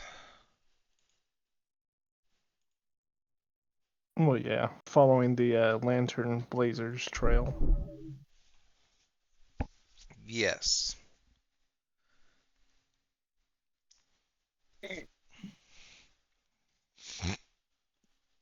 Then I wanted to let's point something out, but I'll wait. I'll wait till after. go ahead. What's up? Nope. I'll wait till I'm not distracting y'all. Just keep going. Keep going. Okay. I mean, now's the time to do it while we're in the middle of transitioning of traveling. Was it the first level spells? Didn't they have like uses, like how many times you use them? What's up? The first level spells. What about them? From like your feet. Just in general. Well, Your Oh, first level wizards and spells count sorcerers, spell slots. Oh, and they okay. usually can be used 4 times. If you got it through a feat, you can usually use it once. Once, and then however No, many spell hold slots you on. have. Hold on. The reason why you still have first level spells on your spell list is because those first level spells are. Well, that's weird. Okay, 2 of them are at will, and they're constantly at. They're constantly at first level, and the other one Okay. comes from your feet, which is also Okay, cool. which is also a free cast. Cool. I was confused.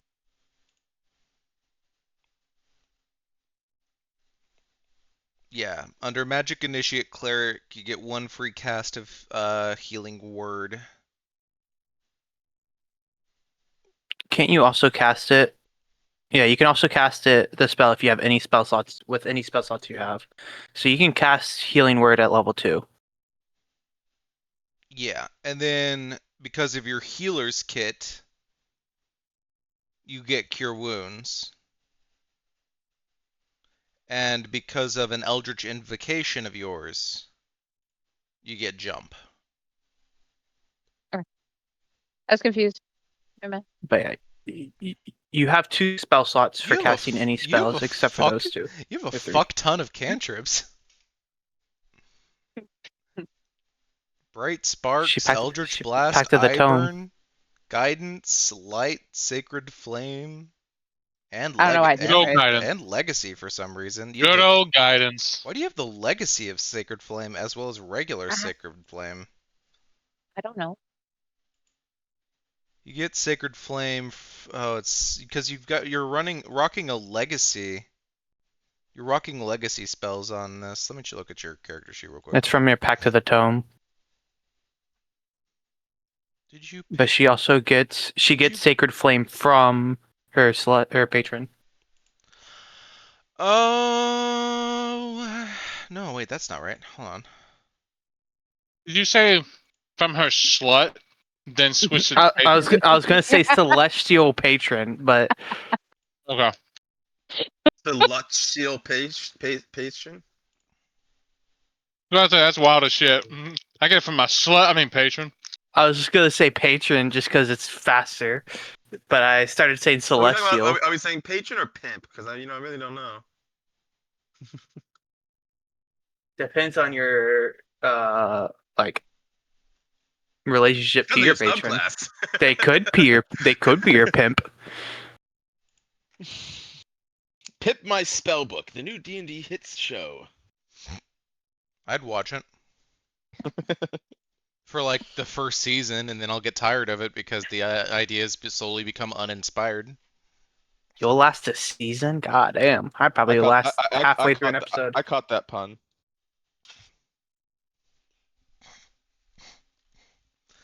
Anyway, I can't figure out why it says you have a legacy version of a spell either, so I'm giving up on that. She picked it through her pack to the tome. That does not change the fact that she has a regular one also listed. Because the regular one is from her patron. The legacy one she picked when she was picking her pack to the tome spells. But that doesn't explain why a 2024 class with a 2024 subclass is giving a 2014 spell when it has a 2024 version. The patron spell is the regular one. Yes. She picked the legacy version. You can't through her invocation. You can't pick the legacy version on. No, You you can't on 2024 version. Pretty sure they made it to where you can pick any spells. Legacy or not. Sacred Flame listed. No, she did pick it under the 2014 core rules. Why would you do that? Pick a different spell. You already get Sacred Flame. Pick a different cantrip. Diversify. I really like Sacred Flame. I am, however, going to pick your Word of Radiance or fix your Word of Radiance because that is also just a wild that you picked it under the 2014 version when there's a 2024, I believe. Yep, there it is. But because 2024 cantrips have gotten much better than the 2014 versions. Some spells got worse, but all the cantrips got better. I think except for one. Anyway. Eldritch Blast stayed the same, but it can have new invocations. Oh yeah, no. What got better for Eldritch Blast because it's just a warlock cantrip is that it Yeah, the invocations help it is a that lot it more. did is that that more invocations were made that improve it. Anyway, I need a confirmation that everybody's wandering off towards the marshlands.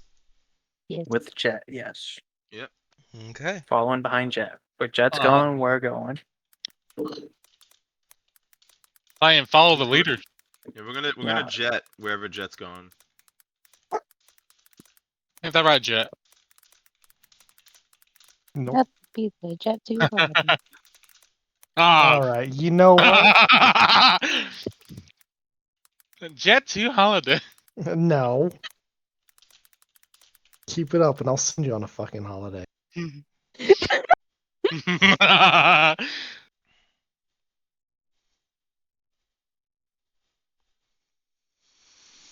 I like how he added on to it. That was pretty good. So much fucking hostility. I love it. I'll send you on a fucking holiday. A Jet 2 Anyways, holiday. where are we headed? Yeah, we're talking for quite a while, so I assume y'all made a decision. Yeah, you're the leader.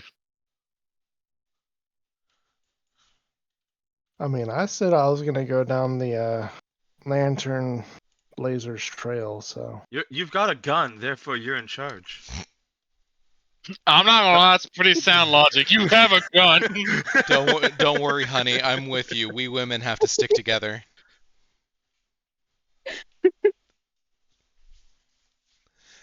Okay. You all are heading out of town into the woods towards the marsh.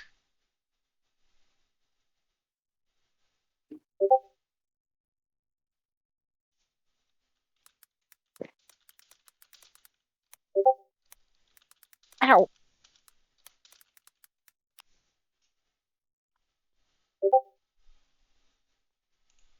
All right, I'm gonna have to request we no longer spam. there's no spam. I'm getting nothing but literally scrolling up for 1, 2, 3, 4, 5, 6, 7, 8, 9, 10, 11, 12, 13, 14, 15, 16, 17 GIFs. Yeah, but look at the timestamp. That's peanut butter, man. The creator You know what? has literally said he doesn't give a fuck what anyone calls it. So, eat my ass.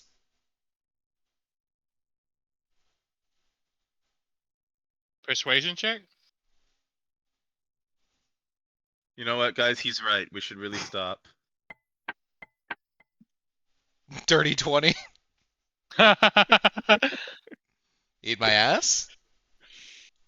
Oh, honey's fucking gift got me. I like Jet. Jet just didn't even do. He just did an actual emoji. Yeah. If I can't do gifts, I'll do emojis. You all have earned a punishment. I need to turn down my volume. Goddamn. Blizzard. I'm gonna Bruh. go ahead and just that. Oh, fuck you. Who timed that perfectly? All right. Heading to the marsh. Heading to the Marsh, marsh. guys. Going to go see Randy Marsh. Sharon, no. Okay, I shouldn't have said that. It's just we just created more memes and references. So on your way to the marsh, Since Jet is taking the lead, Jet can roll the D100. Ooh, how exciting. Responsibility. Ooh. A 1. Impressive. Holy moly. So we're dead, right? We roll new The characters? fucking mean item not found. I was trying to open the game log. Yeah, on this D100 table of randomly generated events, yeah, you all die and need to create new characters. Nice. Nah, Let but me in add it to reality, a my- cloud of spirit fireflies forms, glowing shapes that try to lead you off trail.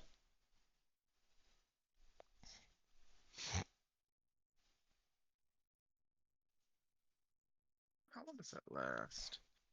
Jet's on a mission. Honey, they're Yeah, someone has to grab shiny. Honey by the collar. Honey, shiny. The fireflies are shiny and are making a big glowing arrow pointing off road. I'm following it. In Can I fact, snatch her? the fireflies form the words "more shinies this way." Yeah, we followed it. Are we at the Fucking marsh yet, followed or are we it. still on the way? On the way. All right, so this I won't try and soon as- snatch Honey.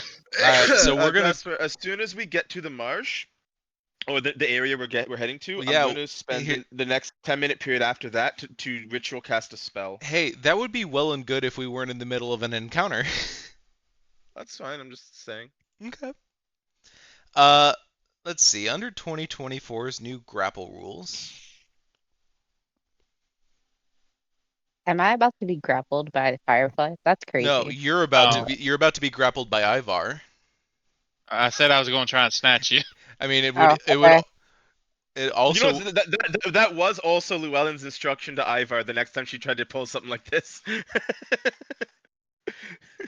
No, Alright, it was if I were to touch something. this is a This is so adjacent. as per 2024's new grapple rules, target must succeed on a strength or dexterity saving throw, or it has the grappled condition.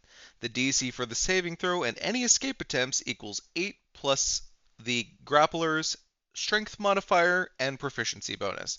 Honey, this is a DC 11 save dex or strength saving throw. She should have that.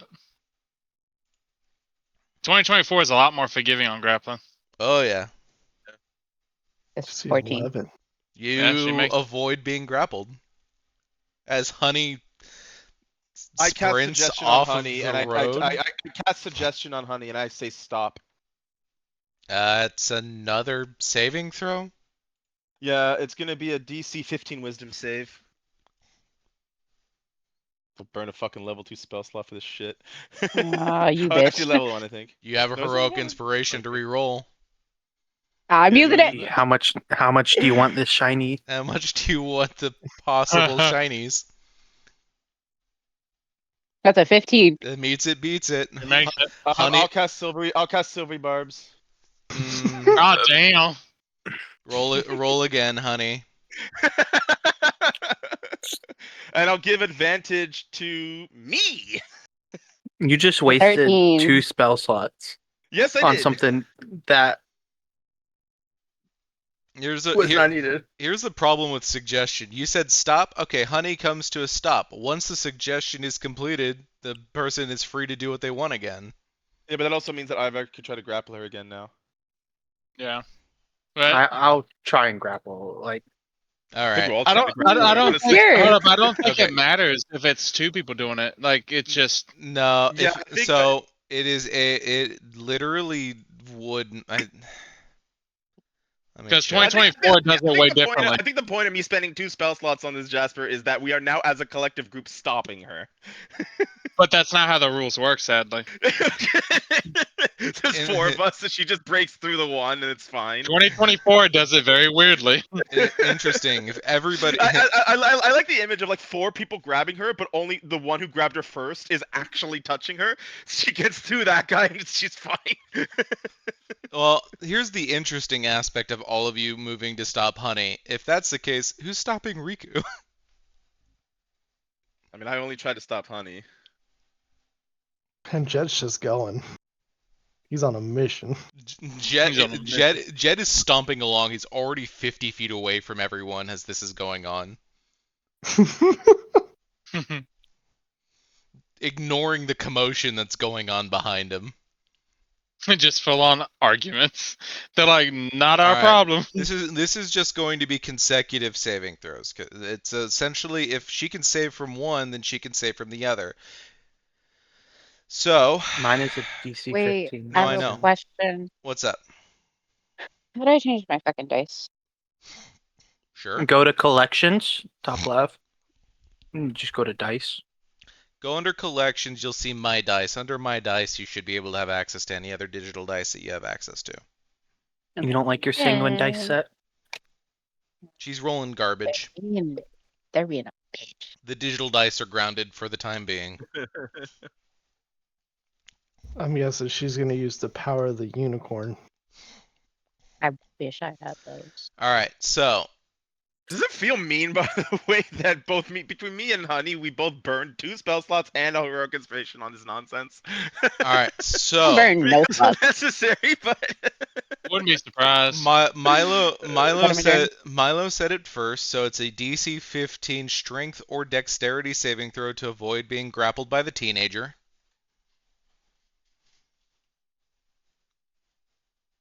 That's a you know what? If 17. nothing- And then if nothing else, Ivar we've learned approached. She's lost. It takes an entire party to stop Honey, apparently. And then Ivar approached to grapple, and this one's a DC 11 again. With the I mean, have you ever tried to corner a cat? Because like That's a the natural 20. goddamn All right. I guess it's, the I guess it's fate. 2012 version, it was a lot harder to get at grapples because you would do like athletics or like maybe I think with a natural Acrobatics. I think with a natural 20, Honey's gonna knock Ivar over on top of Milo. Oh no, that wouldn't help actually. Never mind. I was gonna say. All right, Honey, you no, are you are can make it funnier, Jasper. I grab Milo. you grapple Milo instead. Milo. Anyway. So, Honey, you are now sprinting into the woods. Okay, that was a good use of my spell slots, guys. Anybody going after her? Yeah, I'll let Ivar go after Honey. I'll go after Riku. Riku? I'm gonna also head after Riku because I'm now kind Here- of angry Um, that all of that was a waste of time. Oh man, joke's on you because Riku's not even there. I can find him.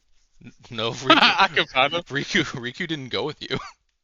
I love Yeah. that confidence. I can find him. You all met in the center of town and then left and didn't even check to see if Riku was with you all. That's fair. You're the one that made him take so long. He ain't got to do much. He just got to grab his bow. Riku's standing at the well in town. Guys? Am I anyway. late? Jet, if you happen to throw a glance over your shoulder, you see nobody's with you now.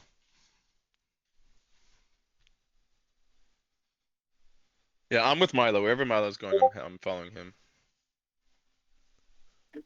Honey, you broke the rule. Oh, Jet. Jesus Christ, I don't understand why people could shove people that hard. That literally was what happened, except from the front. Shoving Ivar back so hard with a surprising amount of strength that he topples backwards on top of Milo. You love that gif so much. I have a couple of favorites as well. This one. That's so funny. I can't tell me because I can't read. And then when this one.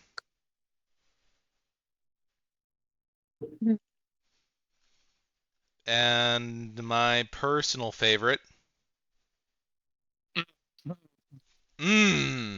Anyway, Honey, you are traveling. What about this one? This one's my favorite. Honey, you are traveling into the woods. Bye.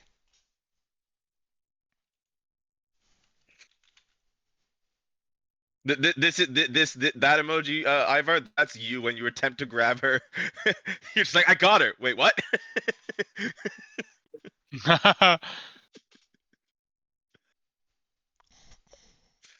Anyway, Get out of here, Bobby. If those kids could read, they'd be very upset. That's what yours made me think of.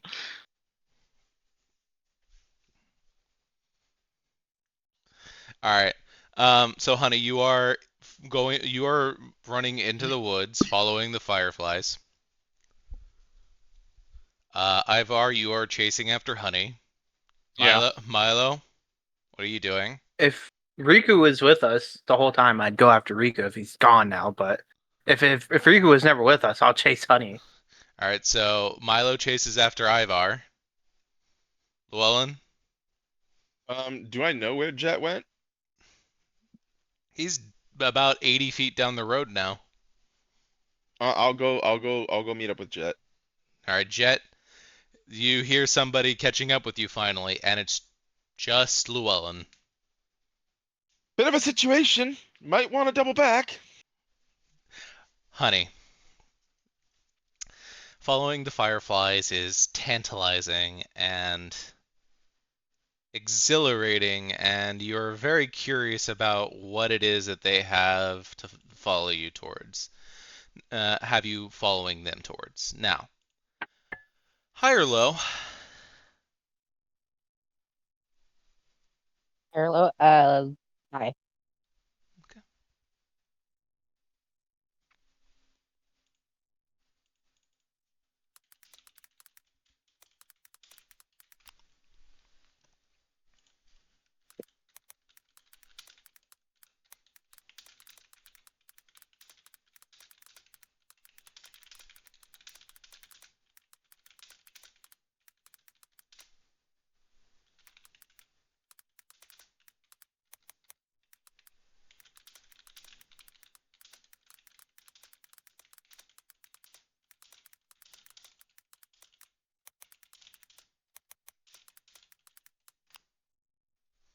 Okay.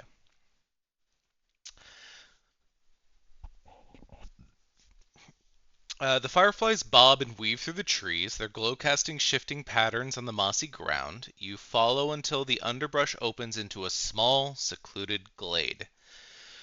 A shallow, round pool sits at the center, fed by a trickling spring that emerges from beneath a moss-covered root. The water is clear enough to see smooth stones at the bottom, each glowing faintly with pale green light. Strange luminous white lilies float on the pool's surface, their petals glowing softly like paper lanterns. They sway in rhythm with the fireflies, as though breathing with the glade. It smells faintly of sweet grass and rain. The temperature here is cool, but not uncomfortable, like a late spring morning. Fireflies gather on a loose spiral above the pool before settling, hovering just above one of the glowing stones as though pointing to it.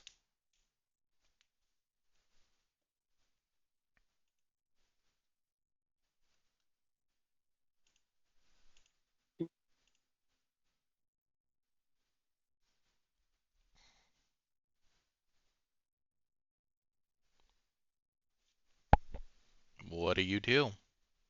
I want to grab it, but before I grab it, um, I kind of want to take a second and can I feel like if there's any like magic around in a sense? Do you have I do want to. Do you have I do. detect magic?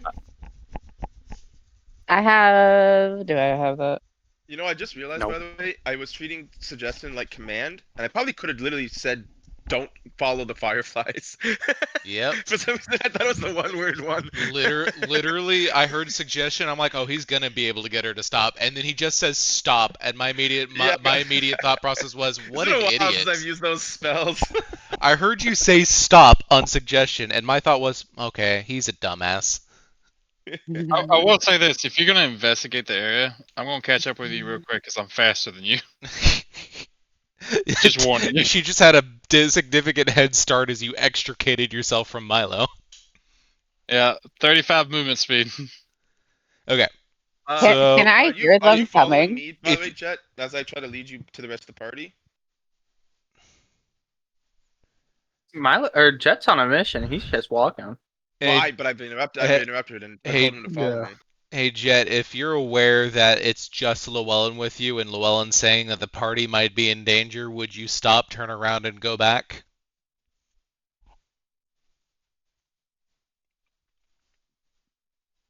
He technically has Roll no me a obligation to this group. persuasion.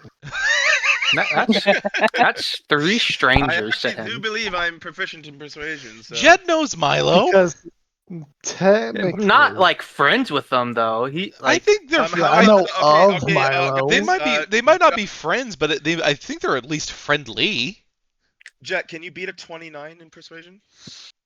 That Damn. wasn't to beat. That was just to. That's to that is a very Yeah, I rolled a compelling. 29. I don't know what the hell you said to Jet, but it was very Was that compelling. was that a natural 20? It was. Hey, he's begging, pleading. Yeah. We'll say that I said something like we'll say that Jet protests a bit. He's like, I got to do this freaking thing, and I'm like, if you Let want to me die by out. yourself, that's fine. Let If me you wanna die out. with the party, then maybe follow me so we can, survive. Oh, So can I hear them coming? Like I know they're not going to be silent. well, Yeah, I can bonus dash and main action dash, so Yeah, I'm gonna be right on your ass. You I can just wanted to hear. establish that.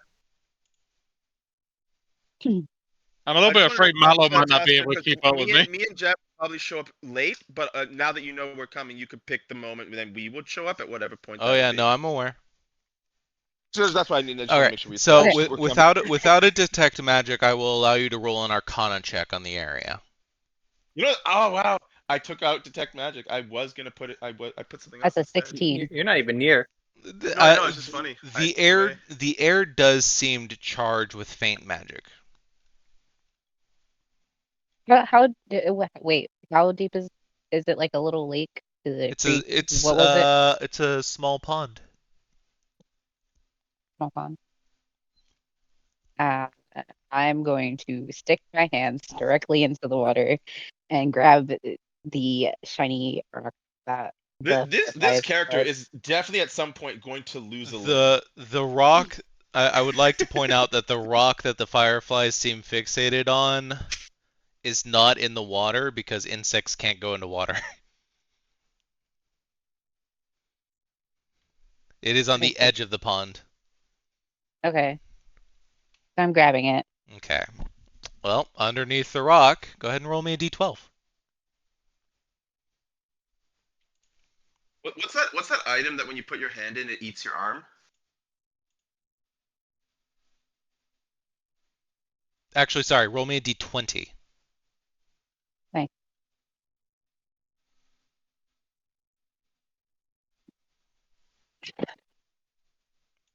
Tell me what you get. I got 20. Got a natural 20 on a d20. What an insane move. Absolutely insane move. Well, honey, you've gotten the shiniest of shinies. You got a javelin of lightning. Oh,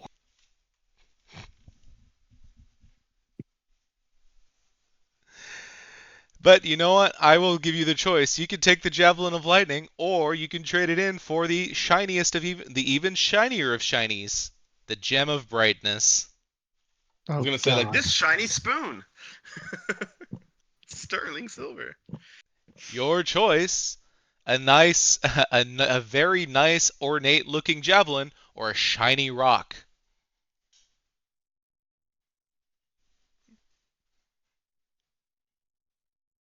Honey, we both know what you're going to choose. I think we all know what you're going to choose, honey. I'm taking the rock.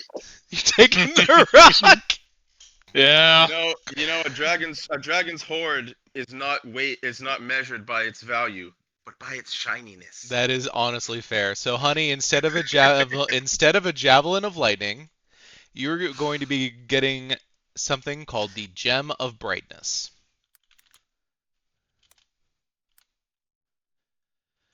Now, What's yet? I have added it to your inventory if you want to refresh. Hey, also, Llewellyn, go ahead and refresh your D&D Beyond page.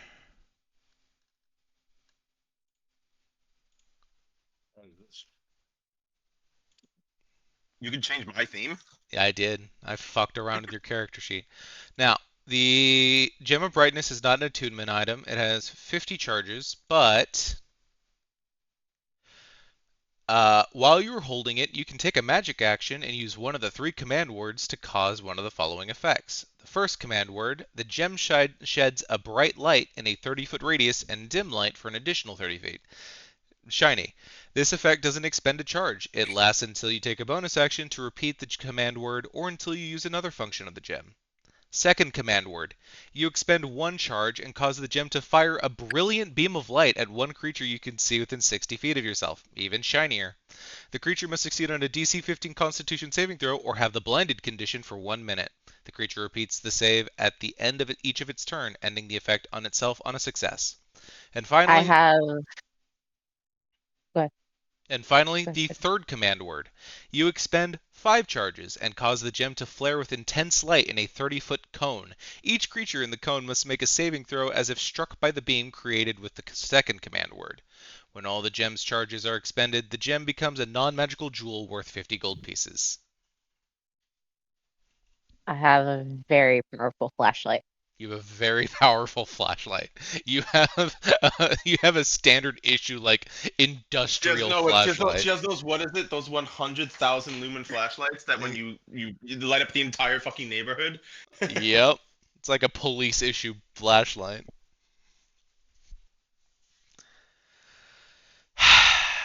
And the javelin of lightning is lost to the world. I was about to do that, damn it. I was about to do the same thing.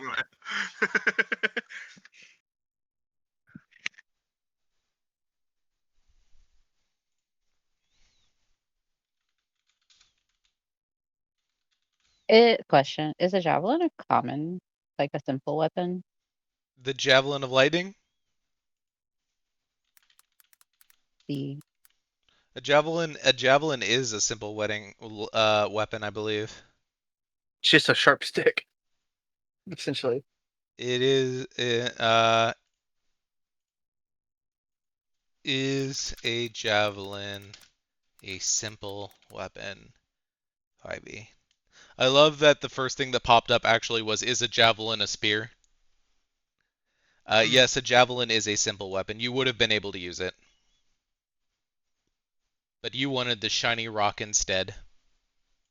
It's on brand. Oh, fuck. I just found some insanely cool art of an insanely cool character that you may or may not meet in the near future now. And Mr. Wonderful's sister or brother. And Yeah, I would assume Mr. Wonderful is is outside of like timeline and space, so he exists in this campaign too. I'm not gonna lie, based off of his clothing and the fact that he's holding a massive axe, I'd say he's a barbarian. He's coming for both Llewellyn and Milo's bitches. All right, honey, you found a shiny rock underneath a shiny rock. You pick up the shiny glowing. You pick up the glow in the dark rock and see an even shinier rock underneath. Here's the problem. I rolled. If you had picked wrong on the high or low, it would have been the fireflies grapple you and try to drown you.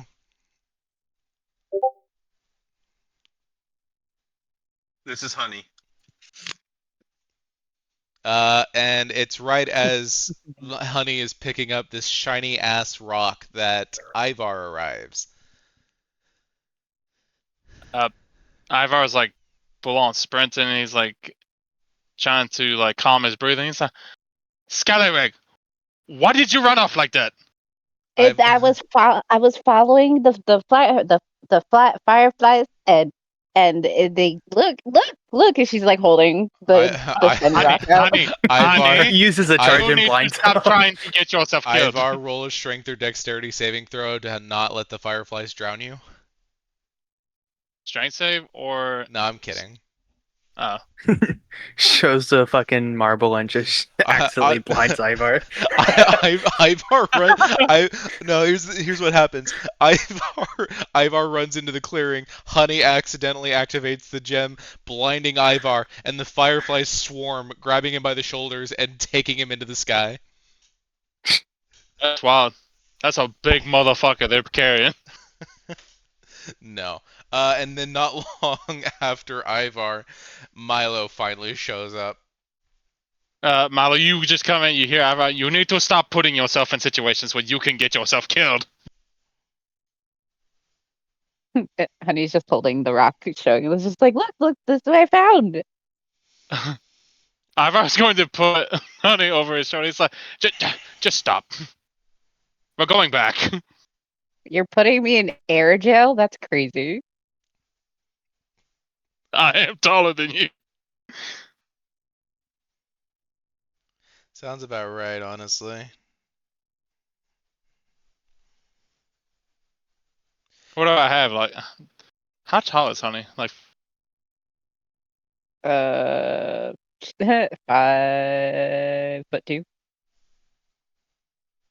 I've got foot and 2 feet edge. over you. I'm 7'6". Oh, you're 7 foot? Yeah, 7'6". All right. And it's on the way back to the road that you three run into Jet and Llewellyn. I'm just. You keep talking about how Llewellyn, strong these. You keep talking about how strong these fireflies are. Llewellyn straight up convinced Jet to come with him just to waste the time. Jet and Llewellyn. Ivar and Milo are walking side by side while Honey is on Ivar's shoulder, pawing at a shiny rock. Llewellyn looks at Jet and just says, "I'm sensing a lack of cohesion with this party." Riku doesn't. I have been Riku lied doesn't. to about the Riku severity of steps the away for situation. 1 second, and the party already loses all faith in itself. I gotta stop starting campaigns with a DMPC because you all lose cohesion immediately when they leave. Maybe. What do you mean? Y'all First one, abandoned the plot of the campaign the moment that the DMP that Ventuli left. Yeah, that was not a smart idea on your part. Yeah, to be fair, Alistair, the new guy who had no reason to even do it, tried to convince you not to do that. Alistair. Anyway. in my defense, it would have been going against my patron. All right, so we're going to continue. Fuck your patron. Turns out in the end, it actually would have benefited your patron because they fucked over your patron in the end, anyways. Yeah, but Anyway, so you all managed to make it back out to the road. I doubt that Honey is going to be sat down for a while. She has the zoomies. She is calmed down. She is in air jail for an extended period of time. And so, I will, since that took a significant amount of time, I will allow for one more roll on the encounter table. So, who wants to roll a D100? I'll do it. I want to do it. me. Aw.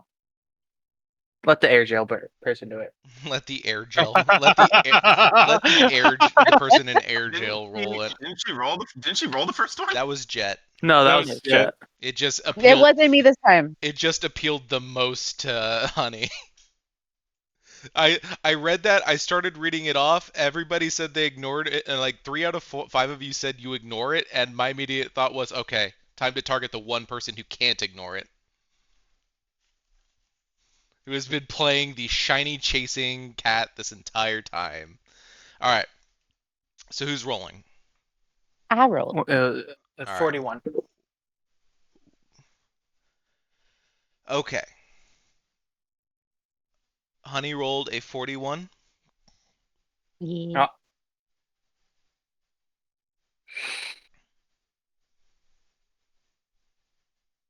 As you all are moving down the road, there is an ominous sound from off to the side before a rotting tree crashes down into the road. I need everybody to give me a dexterity saving throw. Question: do I have to also give you one if I'm in air jail? You are in You're air just a jail, lucky so point. Ivar is making one at disadvantage. 16 from Llewellyn.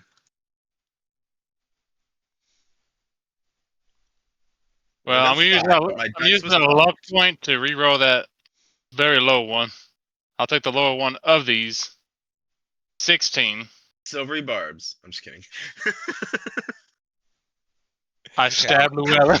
How long, by the way, just out of curiosity, how long does Silvery Barb's advantage thing? It's 1 minute? Oh, it's 1 I minute. think it's a minute. Yeah. Never mind then. I'll let it last until you use it. I don't like it feels like a waste to let basically an advantage go to waste. Yeah, I mean, I'll roll again just It's because I think you no, have to use it on the first roll, don't you? The first next roll you do. I do what my Friday DM does. I just let it last the day, and you can Yeah. pick whatever you want to roll it on. That's fine, but I had to use it on this one because it's the next one that I do. No, So like I said, I will allow you to pick and choose what you want to pick it. use the advantage on. Fair I enough. Okay. I So, I so ha does that mean I essentially almost have the ability to just give myself a heroic inspiration anytime I cast Silvery Barbs? you have advantage. Heroic inspiration lets you on re-roll dice even on an advantage. Yeah. Like But I'm if you have advantage and you roll a 2 and a 3, you can choose to re-roll the 2 or 3. Alright, I'll just remember that I have an advantage on that then. Okay. I would say Silvery Barbs literally says your next roll All is right. that It does, advantage. but he's saying it, so yeah. Everybody say it's- everybody saves from being crushed by the tree, and everybody is going to take 4 slashing damage from branches whipping past them. oh shit.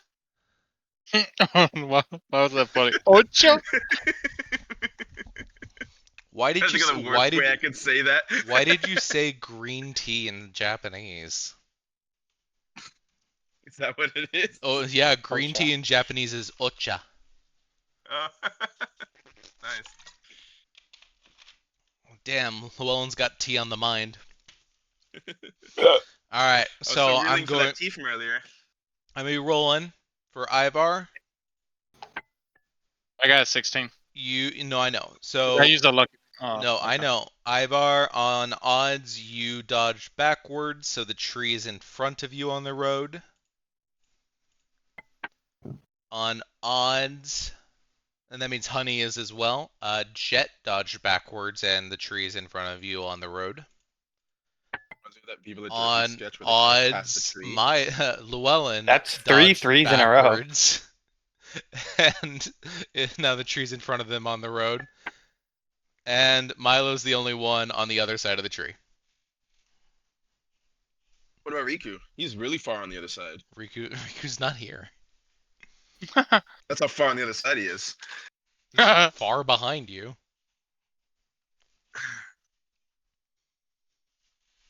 But yeah, Is it a tree too big for me to like climb over or you're on the right side of the tree. oh Everybody else is on the wrong side.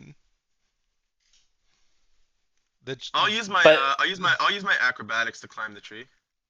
Okay. is it too big for it to climb or like can I toss a rope over to help? If it or 11. like just to help a hand. So you're gonna take 2 slashing damage. Oh wait. Can I cast guidance as well? I have guidance, right? Sure.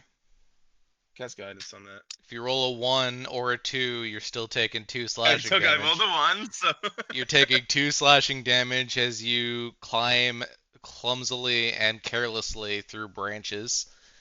Who else is climbing over?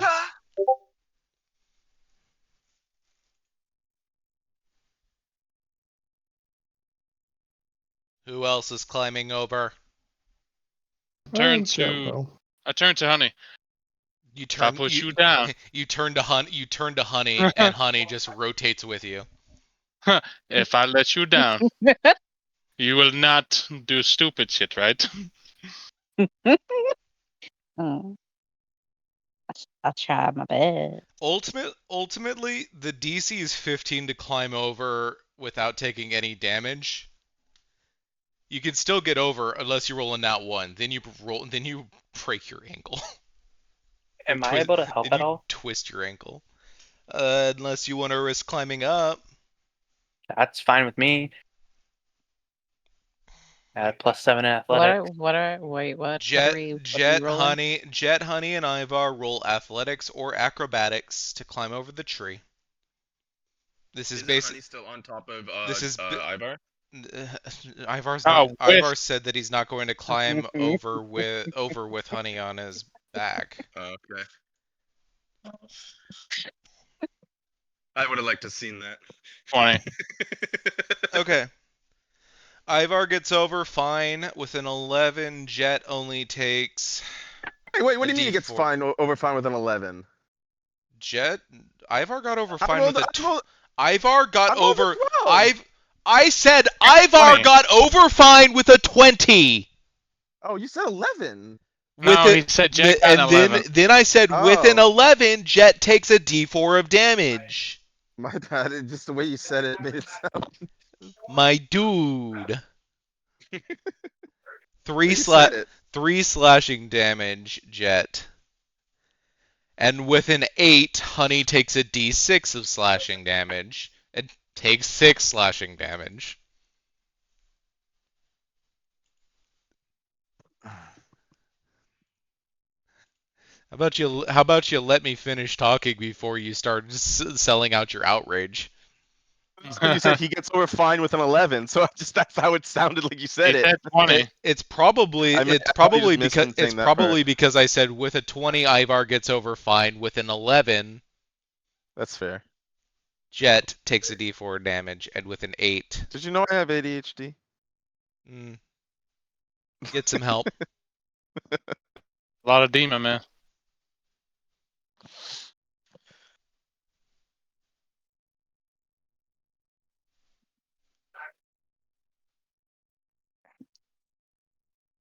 Uno momento, por favor.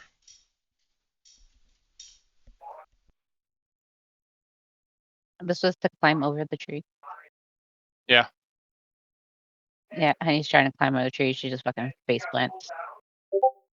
Ivar helps you up. Good job. I thought she was a Yeah. cat. Cats get stuck in trees. They literally, that's the whole thing. Firefighters have to get cats out of trees. Yeah, well, that's not because probably they better couldn't if you climb just up. That's because they climbed don't want to over climb with down. me.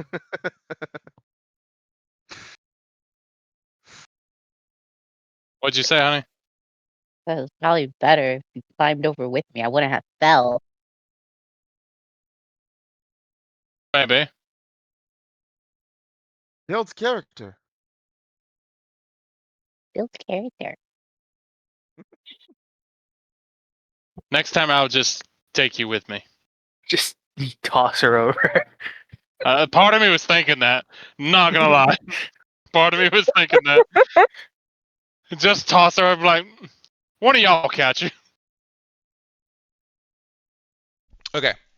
Yeah, the roll was just to get over the tree. You all eventually continue along and make it to the marshlands. The edge of which... Oh, 1 second. Let me get the information out. Down to city. The fuck is this game?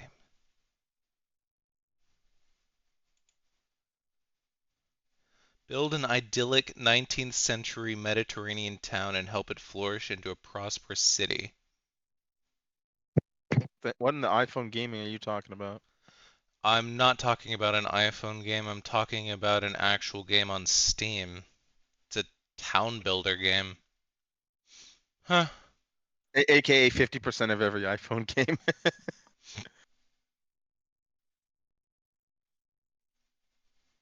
That's my favorite thing with iPhone games. It's like it shows you any gameplay you could ever think of, and then you download the game and it's a town builder. Something like that, yeah. Anyway, back to what we were doing. Let me get my notes up. People keep sending gifts. I did. I did that one. Jesus Christ. All right.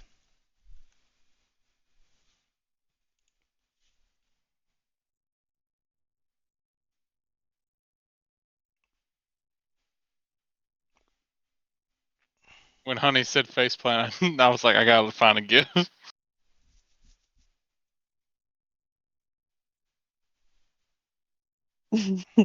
Pretty much.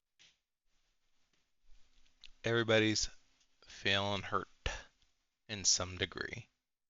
All right.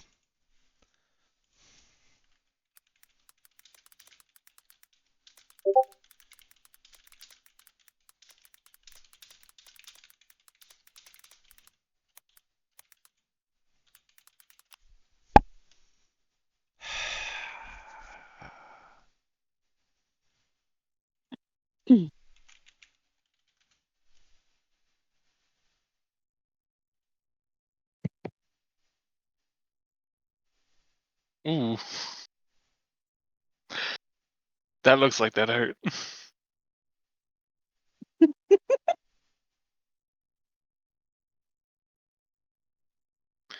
Motherfucker made himself fold like a goddamn omelet. I could see that he attempted to go for the front flip, and I could see where he immediately failed to plant his foot for it. I'm wondering what the heck fell off of his head. It's a yarmulke. It didn't, like, it looked a little... One of those weird little like, Jewish... It's one of those weird little yeah, it Jewish looked really hats. flat for that. Yeah. He was That wearing a turtle. yarmulke. That turtle didn't even try. And he's going to be stuck Well, like of that course. for a while. He has a headache. Okay. Back to the matter at hand. By the time you all emerge from the last stretch of tall grass, the sun is dipping lower in the sky. It has taken all day to travel through and deal with these encounters. The road narrows until it's no more than a muddy track, and then even that fades away into reeds and pools of still water. The air is thick and heavy with a faint metallic tang of brackish water. The smell of wet earth is everywhere. Insects buzz faintly, but even they seem subdued. The ground is squelching mud that forces you to watch your step. Here and there are narrow raised paths of earth, half overgrown causeways that can keep you out of the worst of the muck if you find them. The light is diffused and pale, the clouds overhead reflecting the still water until it feels like you are walking inside a giant mirror. A faint breeze stirs the reeds, and somewhere in the distance a frog croaks, then abruptly goes silent. The sound seems to echo unnaturally long, swallowed by the stillness. I cast Comprehend Languages for the next 10 minutes until it's ready. Oh. I'm ritual casting it as we approach this area.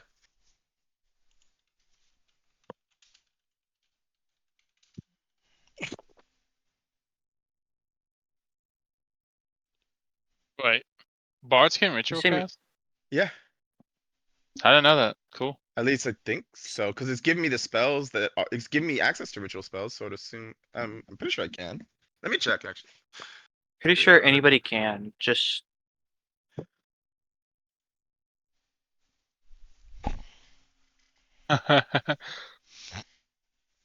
I throw it up. Keep your eyes wide, but your voice is low. I Yeah, you can steal. I ritual- think you can anybody ritual cast. can if Yeah, they you have can, the yeah. spell.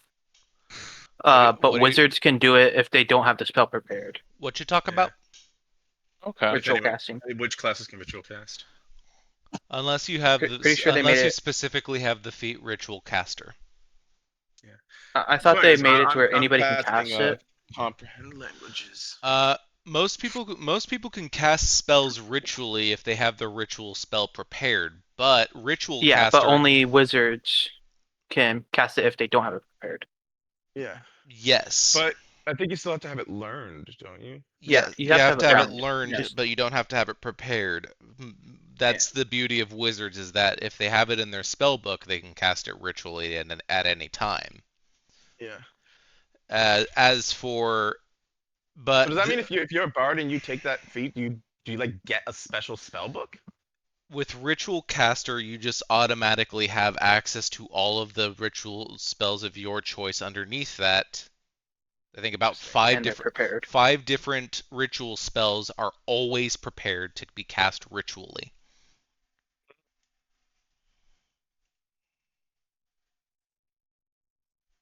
Door Kickers 2, Task Force North. What the fuck? I'm pretty sure I have Ritual Caster on Sphintus, so I can cast ritual spells. Had Ritual that Caster I on don't know. had Ritual Caster on Sphintus and never cast a spell ritually. Yeah, because I didn't need them. Yeah, because he just he used Warren. He had buyer's remorse.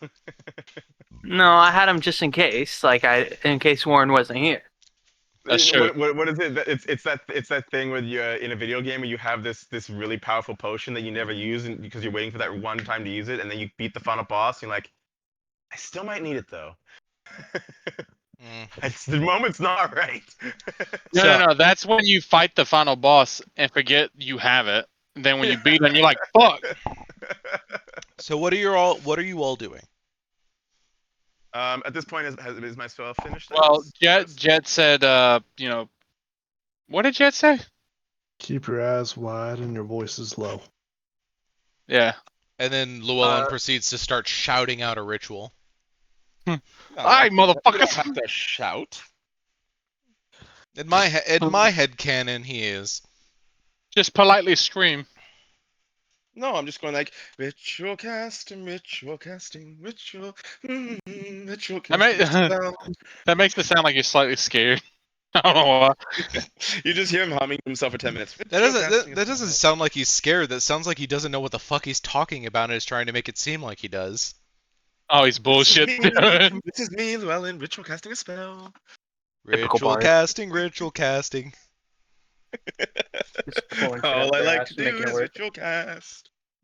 Llewellyn starts dancing and saying ritual casting, and a wolf with a sword runs up and starts bobbing his head violently. Whoever brought this wolf, he can stay. Ritual cast, ritual cast. I saw that video and it's so dumb. This song is a bop, but my favorite one is the one where, according to the order of the Orchis d'Elise Cardinal, the Orchis Mécanique d'Annelise Cardinal. According to the order of the Orchis Mécanique d'Annelise Cardinal. And they got what is it? We all turn to the Orchis Mécanique d'Annelise Cardinal. So great. If my spell finishes casting, here it is. I will. Orchis Mécanique d'Annelise Cardinal. Well, I was thinking of the one. Where is it? Oh, you know, I can probably find here. Orchis. How do I Dungeon spell Masters into the session. that? What? Orchis. No.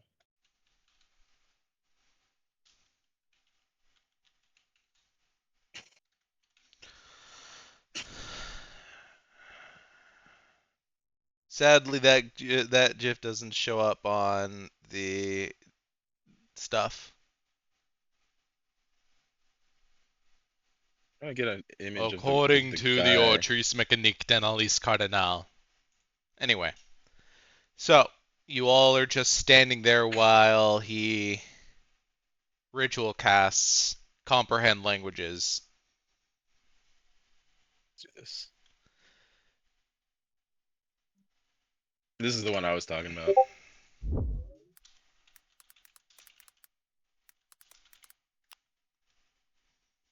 Allows the spellcaster to cast certain spells without expending a spell slot, instead spending an additional 10 minutes on the casting time. So comprehend languages. I'm doing that, but if hold on. Comprehend languages is an action, so it takes you an hour and 6 seconds, or 10 minutes and 6 seconds to cast. Wait, is that what it?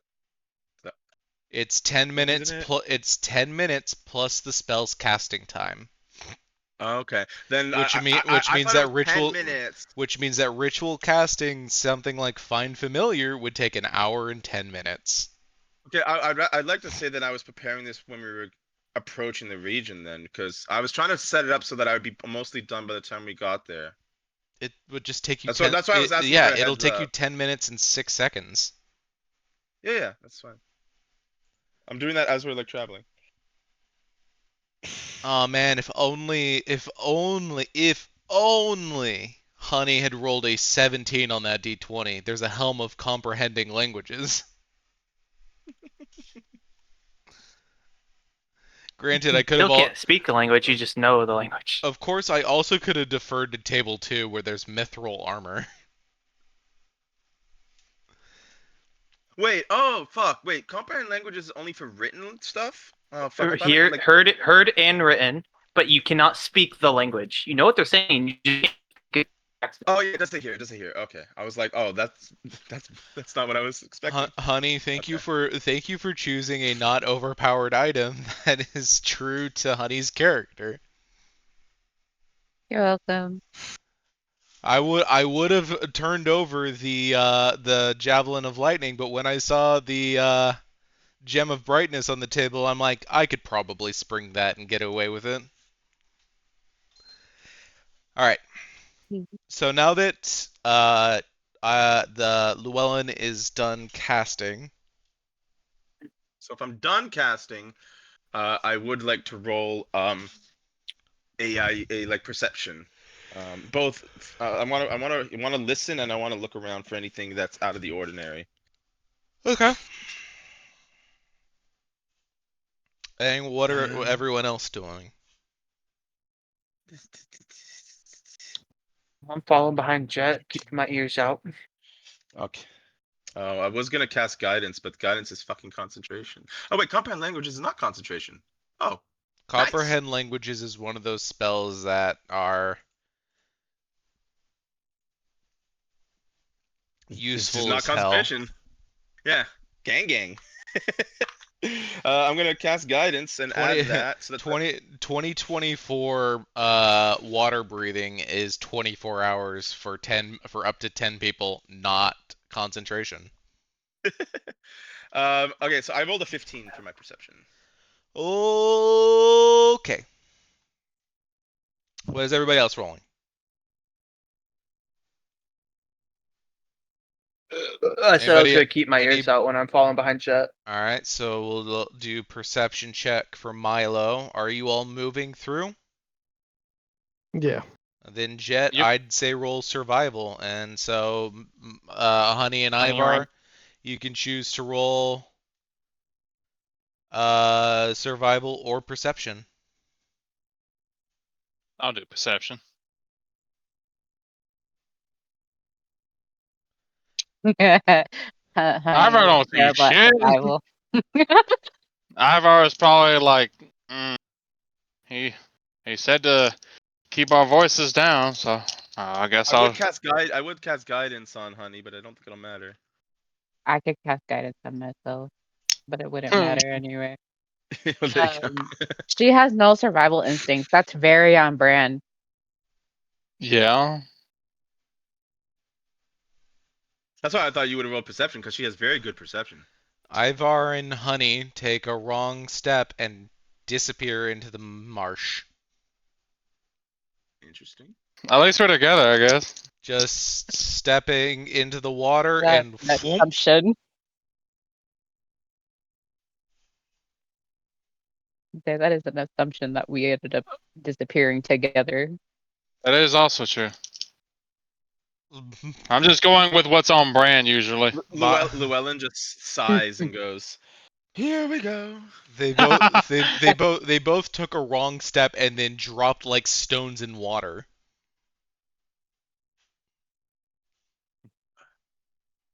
Luckily, Ivar is more of a water person. Are any of you 15 pounds? Or 10 pounds? Because then I can just, pick you up out of the water. Mage hand. No. No, it's retrieve.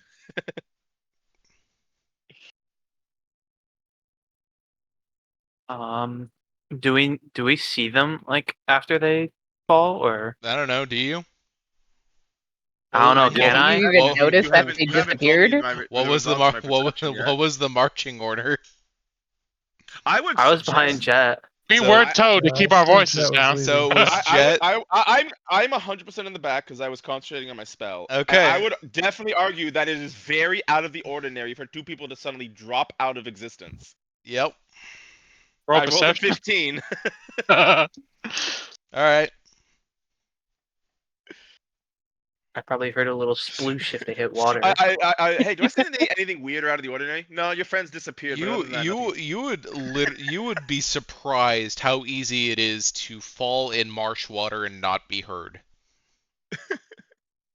He's not wrong. You got to be careful in swamps and marshes. Muskeg, quicksand. Muskeg is dangerous as hell. People have Would died. I hear anything with the 21? Sure. Sure. He don't care at this point. Sure. What the fuck am I gonna do about a 21? Say no? Uh, For say no to a werewolf with a 21 perception check with listening? He'd be sniffing. He'd be like, 2 motherfuckers gone. I'll find where they went and see if I can like The grab them out. The immediate panic you could see wash over him the moment that he goes lower than his ankles. Or the water starts going higher than his ankles. Like he seemed prepared. That's probably more Ivar's reaction than Honey's right now. Ivar's used to the water. He's what, like, oh shit. Is he used to sudden drops in elevation though? That's why you Okay. gotta be careful with where you're walking, kids. So I'm still waiting. I assume my 15 that I noticed. You this saw happened? it. It's literally Okay. like you would literally have to roll lower than a 10 to not see two people standing and walking in front of you gone. Yeah. Okay. I'm going to pull out some rope, and I'm going to start lowering into the water and seeing if they can grab it.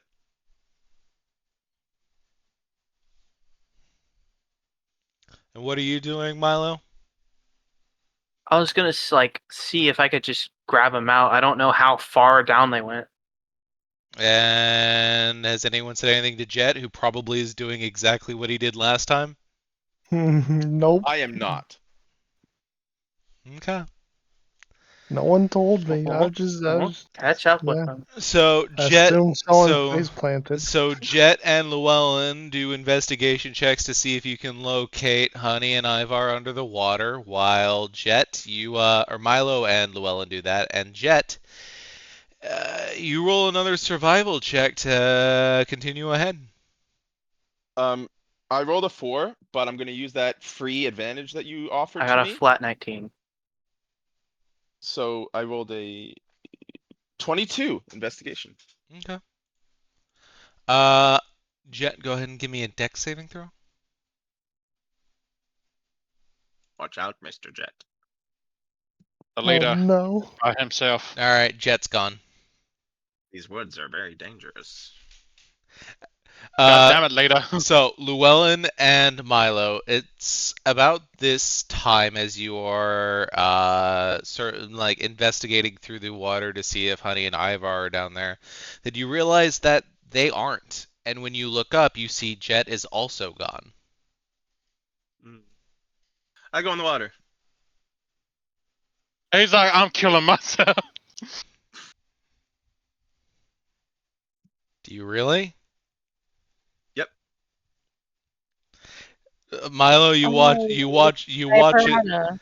Milo, you watch as Llewellyn just dives headfirst into the water. Hits straight concrete, misses the thing.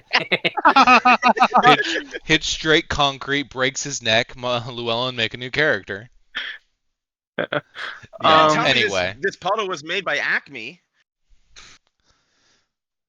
Anyway. Can I find Jet sent to where it just drops off, and then I guess go after him. You find where it drops off at the edge of some water, and you can't tell where it goes from there. Or Milo. How long is the thing of rope? I'm gonna tie it to whatever the fuck I can and jump down. All right.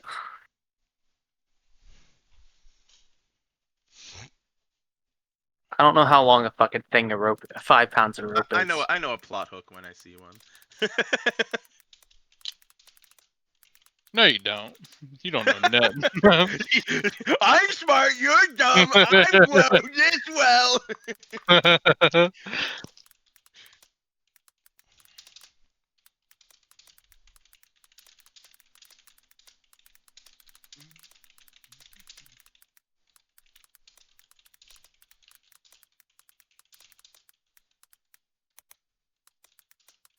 I feel like it's pretty logical though if I rolled a d20 on investigation and I concluded that they're not in the water, then the water is not water.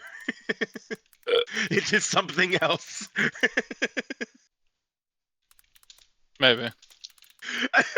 Llewellyn's smart enough to know that you don't just go into water and then immediately end up somewhere else. Unless there's Explain a the well, fucking then. whirlpool or a or you massive went 2 feet current. to the left and there was a sheet of ice covering it, and the next thing you know you're 20 feet away. Ivar and Honey just reemerged. Man, where did everybody else go?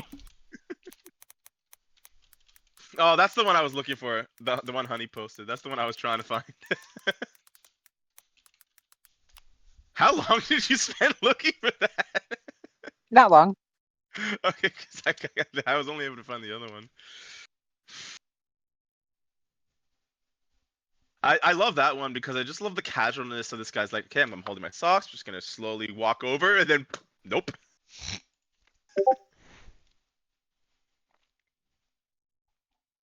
Adios. That's a sketch. That's like a Monty Python bit right there with the paper. That last one, he was tempting fate. Fate got his ass. Honey and Ivar, What's up, bud?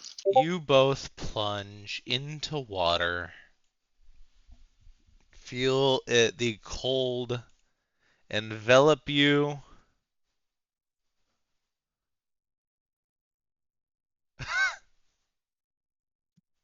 Jesus. Look at that failure to try and avoid falling in water and got soaked instead.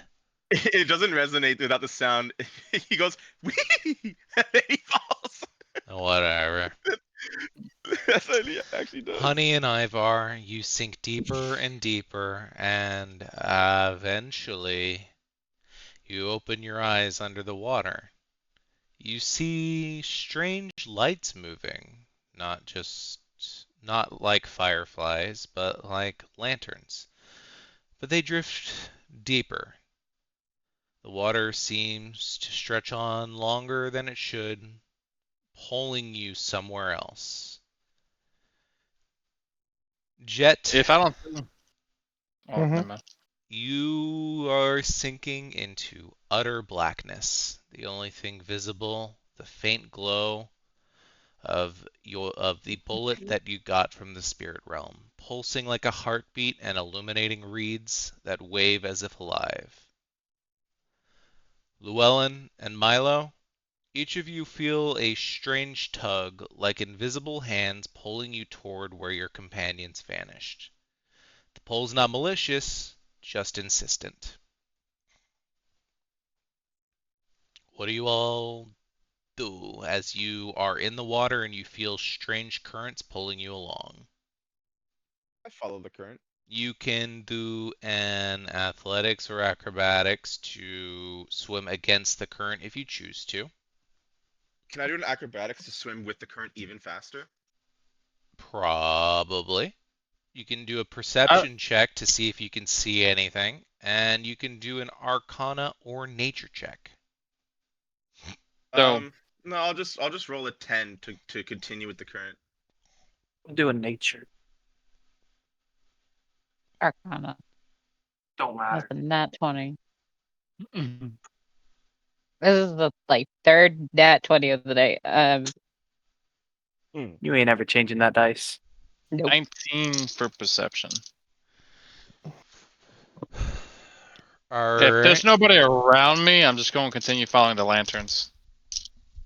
Nat 20 from Honey, a 19 from Ivar, a 6 from Milo. Jet, For which one? your choice, athletics or acrobatics, to swim against the current or with the current, perception check, arcana and nature, or nature. Um, Oh, acrobatics too. yeah, Forgot about that I'll shit. do acrobatics. Why not? Like I said, if there's no one with me, I'm following the lanterns, and I'll go with the current with a 23.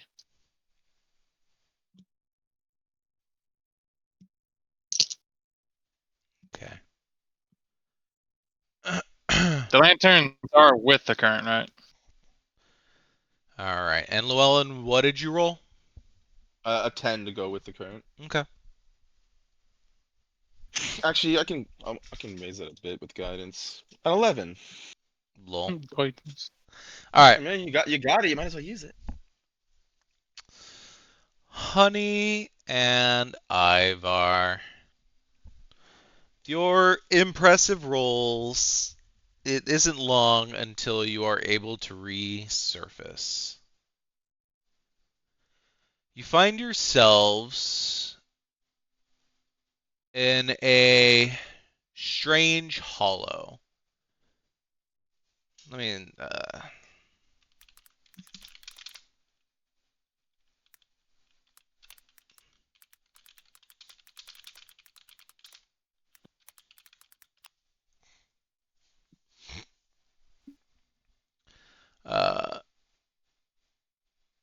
ancient twisted trees rise up out of the water, their trunks half submerged, their roots spread beneath the surface like dark webs, glowing faintly with a moss-green light that pulses in slow rhythm, as if the grove itself is breathing. High above, the branches knit together in a wide circle and a tight canopy, forming a natural dome.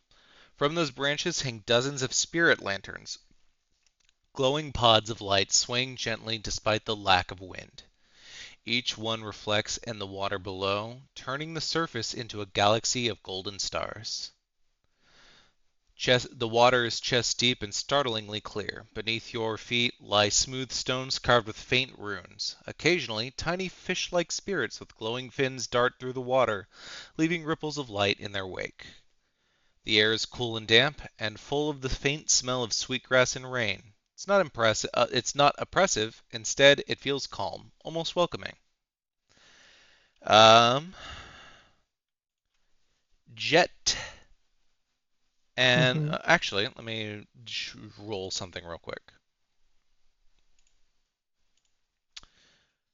Jet, evens or odds? Even. Okay. Milo, you and no, hold on, wait, where am I? Jet and Llewellyn.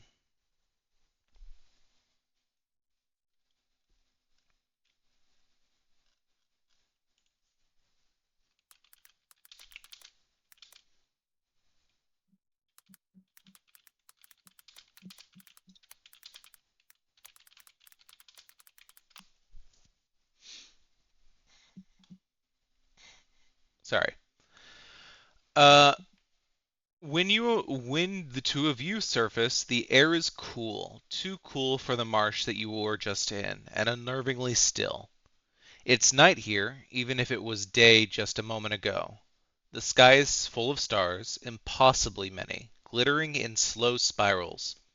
A vast pale moon hangs low, so close it seems to ripple the water with its light. The stars and moon reflect perfectly in the surface of the marsh, as if they are floating inside a great bowl of glass. The water is completely still, like polished obsidian, except when you disturb it. Every ripple you make seems to hang too long, glowing faintly before fading. When you look down, you can see your reflections, but the reflections don't really match you exactly. Occasionally, it seems they stand straighter, look older, or appear to be whispering something you can't hear. Reeds and twisted branches rise like black silhouettes, casting no shadow. Some seem to lean toward the group, toward you, as if eavesdropping. The air smells of night blooming flowers and cold iron. No insects buzz, no frogs croak, only the faint echo of your own breathing and distant, untraceable whispers.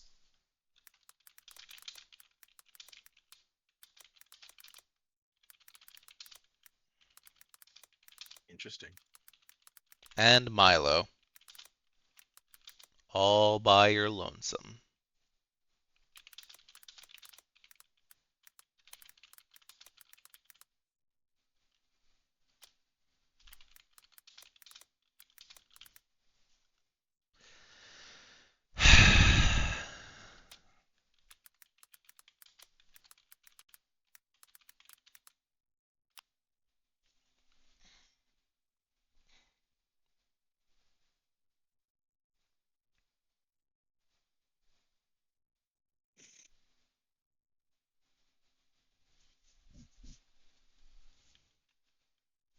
Uh,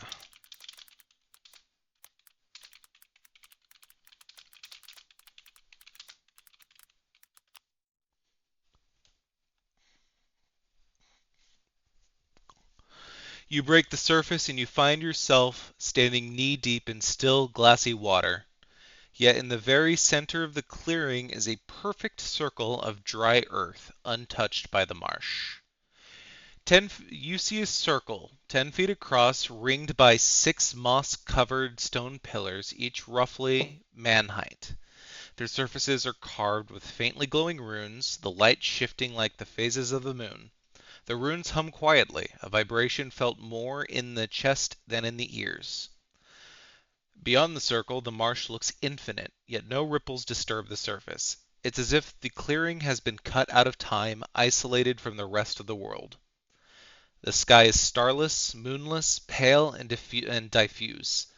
It feels like dawn or dusk, but no light source is visible, only a dim, ambient glow that centers on the circle itself.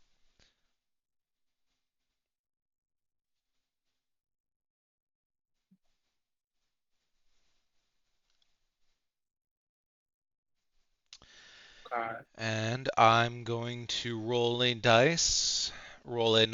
One or two is Ivar and Honey. 3 or 4 is Llewellyn and Jet, and 5 or 6 is Milo.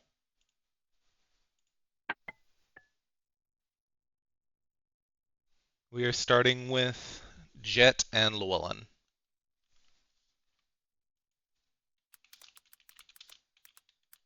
And we're with each other, correct? Yep. Okay. Granted, there's a little distance between the two of you. You have surfaced in different portions, but you are within sight of each other.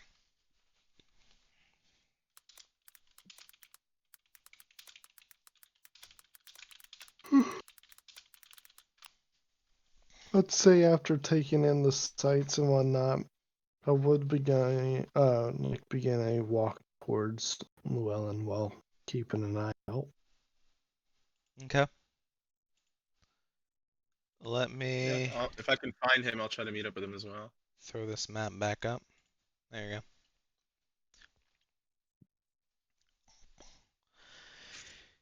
go. You two make your way towards each other, and as you reach each other, a faint path of silver light appears between you, stretching across the surface like moonlight frozen in place. The stars ripple softly where it touches, beckoning you closer.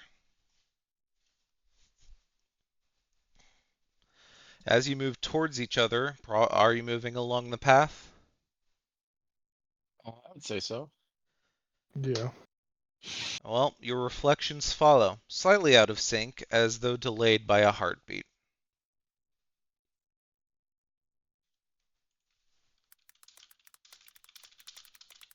Kind of creepy. As you hold on.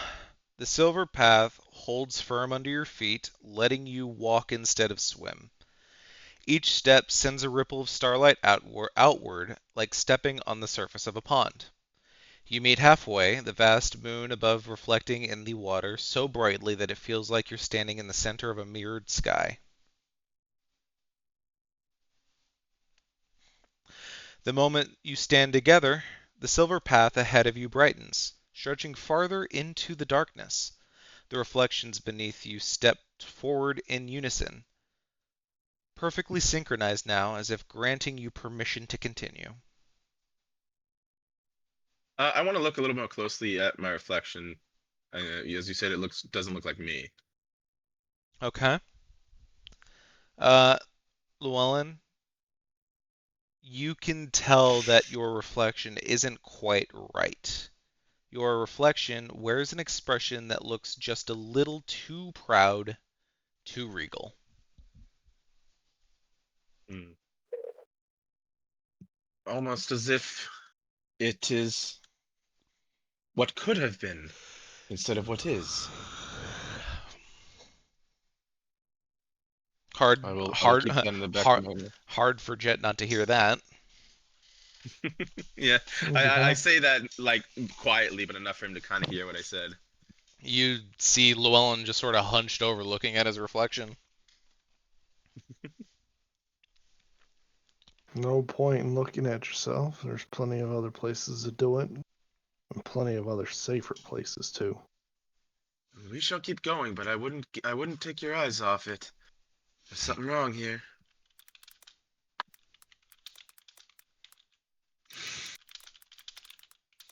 If you see something moving in the water, don't freeze. Move. Agreed. Do you move forward? Jet will start the trek forward.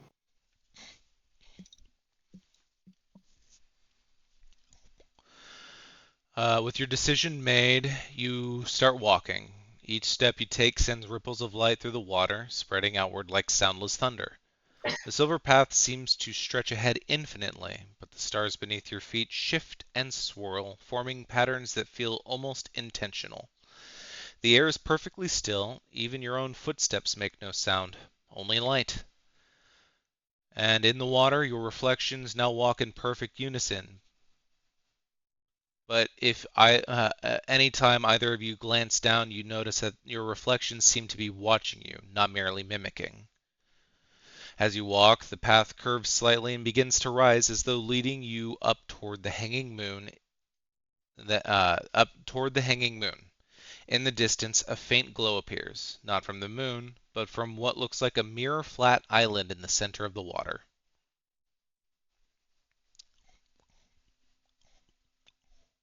Hmm.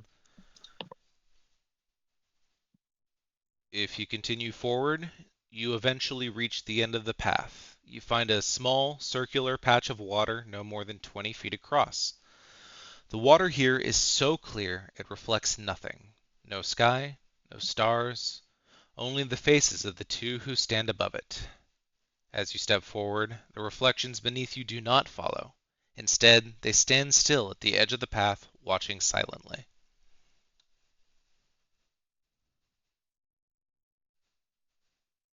I will go inside the water. Jet,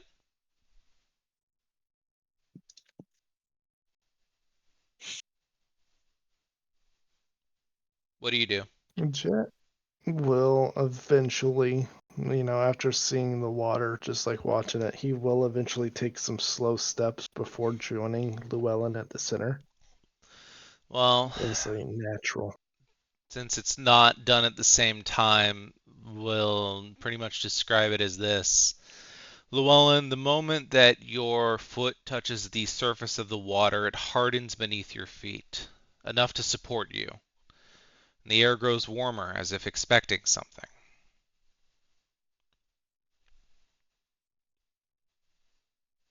Hmm. I How does it work with a changeling? Can I change part of my body as opposed to all of it? I think you have to change your whole body. Okay. I and Jet's gonna see this if he looks. So all of a sudden, Jet, you're looking at the back of my body, right? You Yep. see Llewellyn's hair suddenly turns completely white. You see his skin turns gray. Let me get this here. Give me a second. I gotta get the fucking thing. Uh, what do you mean? Oh, God damn it. Stupid desktop shortcut not being a desktop shortcut. You're so fun, Windows 11. You're so I fucking I fun. ha I have it if you want me to upload it. Yeah, just upload the fucking. I can't get to my desktop too quickly and easily to get the fucking thing. And I finally take the There you mask go. off and wear my true skin. Oh, I thought you could just post it, but that's okay. Oh, you I did. Okay, I yeah. did just post it. And yeah, so I see it. And so you don't see that from the front, but you see that from the back. You still join him? I'm a bit confused, but I haven't seen his face yet. Yeah. But my You just hand think is that suddenly the definitely on light's my being drained from my hilt. body. Yeah, But do my you my but hand's definitely on my grip. but do you join him? I do. Okay. Slowly though. All right. 1d4. We will say 1 and 2 is Honey and Ivar, and 3 or 4 is Milo. Milo. Ow.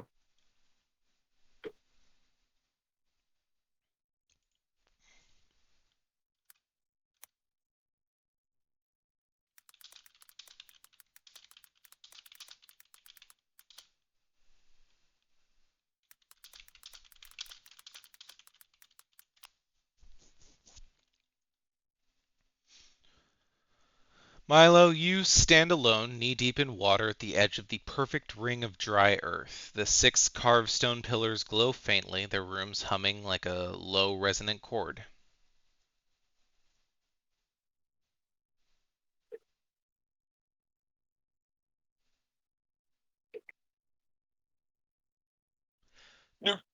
Hey guys, when I fall silent, that means it's time to respond. Uh, I I didn't know if you're gonna say more or not. If the silence spans more than 2 seconds, it's likely your turn. Well, sometimes your silence spans for like 30 seconds, so. Yeah, but that's usually after you guys finish talking. There Okay. has been so much of him having to drop hints about RP in this campaign. Than Well, the I'm other. just saying. We're on Well, to be fair, Milo is by himself. we're No, on I'm just saying we're it's on like funny. we're on like session 4 or 5. I know, And but I have it's said it just funny every because we single also session. we've had like how many 30 sessions of the other one? I'm I just think this has saying, been one of our sometimes more you check your interactive ones. notes and it takes like 30 Yeah, seconds. but I also say, hold on, I gotta check my notes. Okay. First thing I'll do is yell out because I jumped after Jet. I'll yell out to Jet, like, but if I don't hear anything, Milo will have a mild panic attack. Whoa, Um, it's got real. but like it'll last for like maybe 20-30 seconds. And then he'll start headed towards uh the middle of the circle, cautiously. I think the mini panic attack is brought on more along the lines that you are in this strange place alone. Yeah. As you begin to devolve into this panic attack, the pillars hum louder, almost like a heartbeat, amplifying the pressure rather than easing it. And you feel the water outside the circle pulling faintly like it wants to drag you back under. Wisdom saving throw to steady yourself. 17. Or that's 18, actually, my bad. Yeah, you're able to steady yourself, clenching your fists, taking a deep breath, and you step out of the water. Yeah, towards the pillars. Or towards the center landmass. Not sure of what to do, just looking around, see if I can see or detect anything.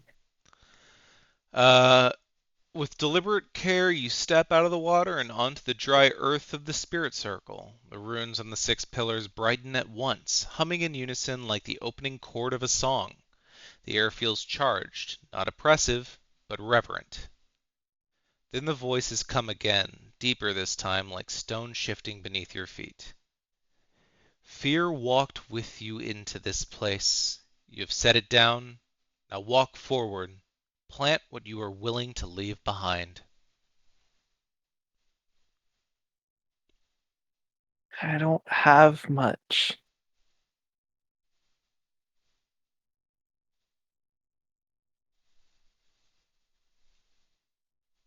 I don't have fucking anything. Um,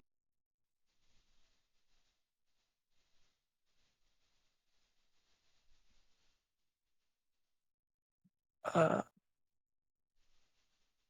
I, I don't have anything I can really give to leave behind. I say out. Well, that's not true. I have meat and shit to cook with. That is literally it. Well, I don't have any like valuable items besides a fucking potion of healing and a root bear charm or hearth bear, Matango charm. the root of the hearth bear or the Matango charm. Yeah, You could probably do without the Matango charm. yeah. I'll put that at the center.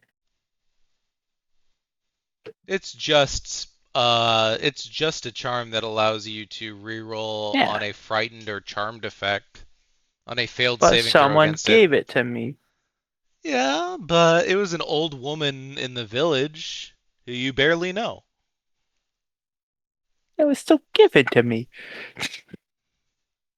It's up to you. Yeah, Do you want to I'll. leave something or no?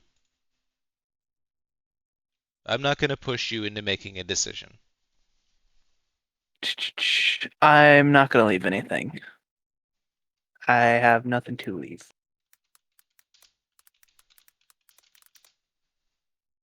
Nothing physical though. Yeah. There are other things you can leave. Yeah. Items are just one form of something you leave Currency. behind. Yeah. Memories are one. Promises and vows. Intentions. Fears. Leave fears behind. This OP. Your baby as you go out to a concert I'm Mm. in the 18. car. Your child as you go out for milk and never come back.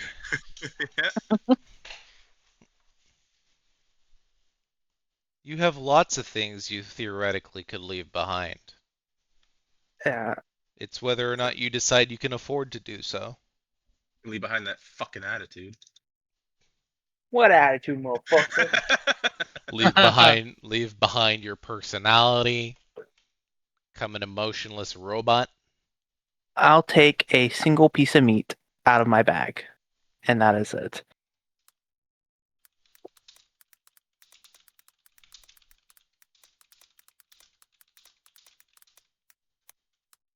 You're leaving And I'll a say out. single strip of meat. Yeah. His prized possession.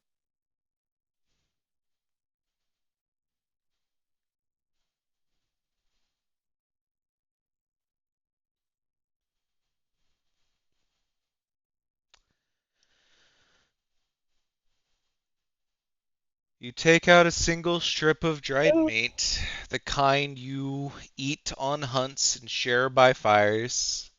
You place it carefully in the center of the soil. The offering sinks into the earth without a sound. The soil glows faintly gold, and a small sprout pushes upward, growing before your eyes into a tiny stalk with bright green leaves. The voice rumbles again, softer now, almost approving. Even the smallest gift nourishes the roots.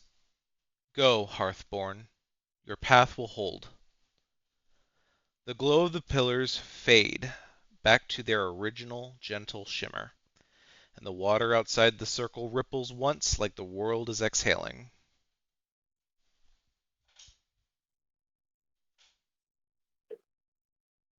I'll say out, sorry, I could not do more. I don't have much that would be beneficial. And I'm going to need you to write down somewhere on your character sheet that for the next session you're going to be having advantage on all survival checks.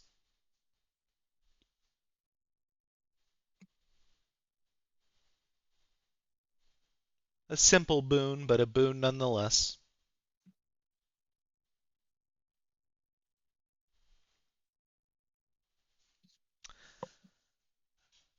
And you Done. continue on. Ivar and Oh. Honey. Well,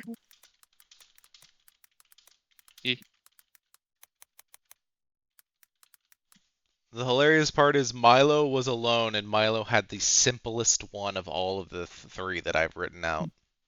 But I also have like nothing to give. I carry literally shit to cook, and that is basically it. I'm also going to tell you all this because two of you rolled really badly is why I said I was just gonna have you track the beast. This was just this is literally an impromptu thing. Honey and Ivar, you surface together, coughing and sputtering, surrounded by chest-deep, crystal-clear water. The ground around you is utterly still, not even the faintest ripple except what you make. The trees, tall, ancient, half submerged, glowing faintly with moss green light. Lanterns, dozens of soft golden pods swaying above like hanging stars reflecting across the water, until the whole grove looks like a night sky trapped below the surface. And at the center of the grove rises a massive tree trunk, its base forming a natural archway. From the hollow glows a soft golden light, aka a shiny, pulsing faintly like a heartbeat. The water gently ripples towards the hollow as if beckoning you forward. Matey, I'll you still breathing? she's moving. She's moving already. She sees something shiny.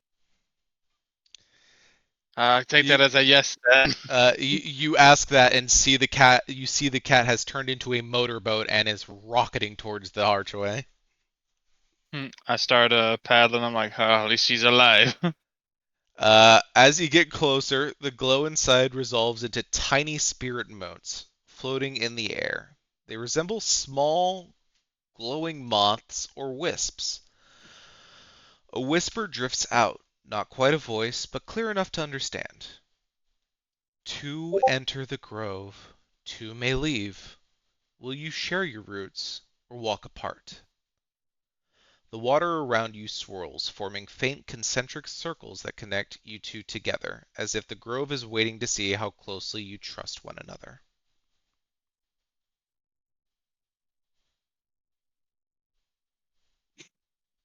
Ivar's gonna grab Honey's hand. It's like, if we go together. Okay, matey? Do not run off. If you want to chase Shiny, at least let me do it with you. Okay.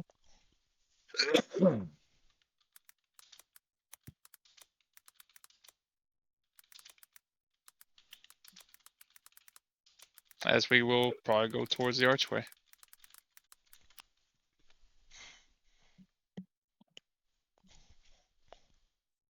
Or Air quotes, shiny. As you wade forward, the water parts silently around you.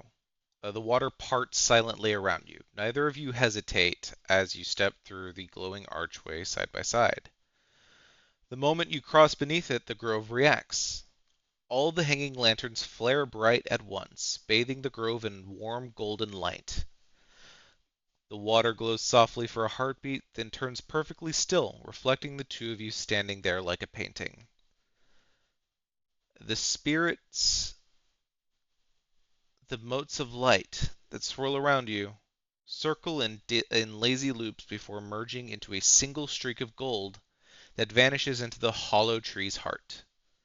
The whisper comes again, this time more resonant. Shared steps, shared roots. You will walk together and be weighed together. The water swirls once more and then grows calm. The hollow tree's glow fades gently as though satisfied. I want you both to write down on your character sheet that for next session, when either of you are within 10 feet of each other, you can add a +1 to your saving throws and your AC. Okay.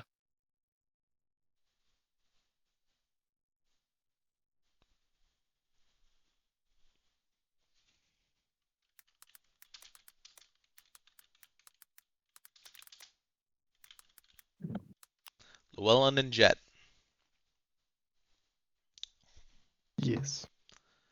You stand on the glassy island, the silver path stretching behind you and the sky above impossibly close. The still water reflects only you. No stars, no moon, no path back. Then, without a ripple, your reflections rise from the water.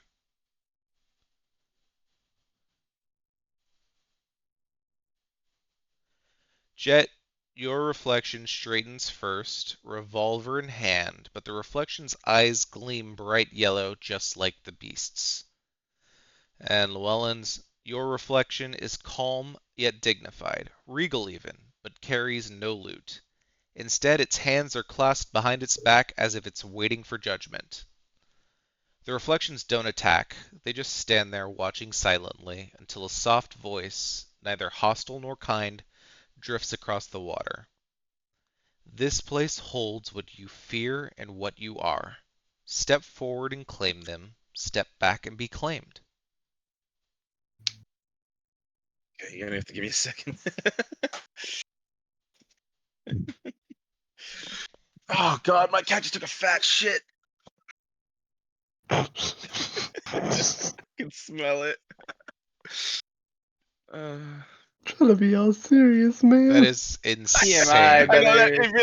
it really killed my mood. God, what the fuck? I was getting ready to be so serious. What the hell? I mean, it's never that potent. Like, what the fuck? Oh my god, that's ruined for me. Oh my god. I'm sorry. Okay. Well, he's doing so good too. I need to get the. Where is it? Okay. Where is it? I just need to get a piece of information here. Where's his name? Did I not give him a last the father character? Did I not give him a last name, Jasper? Um, I'm looking here. Oh, there it is. There it is. Okay, I got it. So I approach my reflection, and I hesitantly look at him. I then look back at Jet with a look of worry on my face, and he sees my true face for the first time. I look back at my reflection and I say, I haven't done my real voice yet, so I want to figure out how I'm going to do that. Hold on. All right, I go. I am Tristan Redgrave, son of Javanus, adopted son of the great hero Horace Redgrave, the leader of Mount Tabora, the champion, and the defeater of Gorad, the awful. I abandoned my duty so that I could live a simpler life, a life not of royalty, a life not of demand, a life not of hardship, but one of joy, of freedom, one of adventure. That is who I was. That may be still who I am.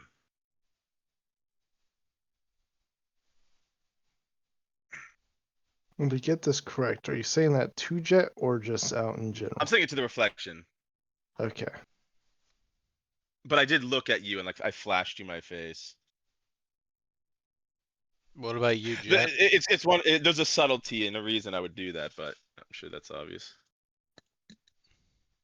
What about you, Jet? Jet's gonna be staring with a kind of a scowl at the glowing yellow eyes. Go ahead and roll insight.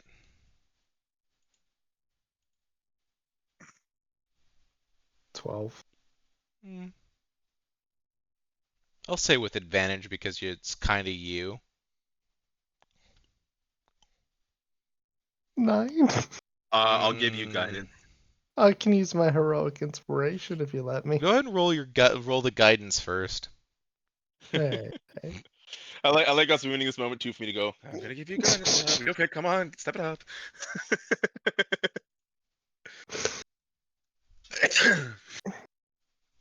Roll a d4. That's Llewellyn, right? That rolls it. You. No, you Oh, roll it. I get to. Yeah. I never get to roll guidance. Ooh, a 4. 16. That's good. You kind of notice that your reflection is standing there, posed in a way that is oddly concerning because his hand is hovering just over the grip of his reflected pistol.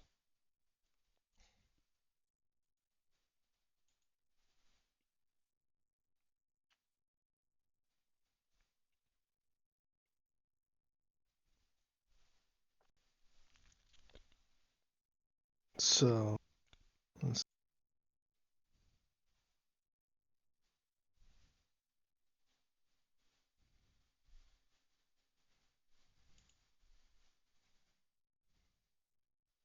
I'll start it this way.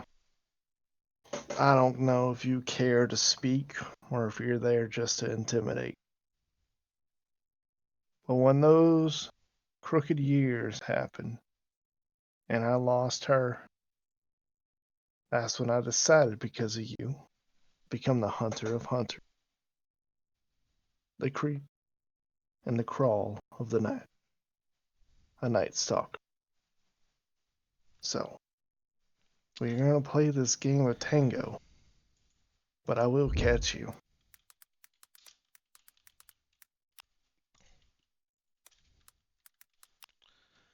All right. First things first. I need you, Llewellyn, to give me a wisdom saving throw. Yes. 17. With guidance. You Oh don't wait, get guidance that's not on guidance. saving Yeah, throws. I forgot. Yeah. 17 is fine. Okay. You don't take damage, but go ahead and voice an insult that would hurt your character as your reflection is saying this. Sure. He would say to me, you abandoned your duties. You are a deserter. Yeah. And as for you, Jet,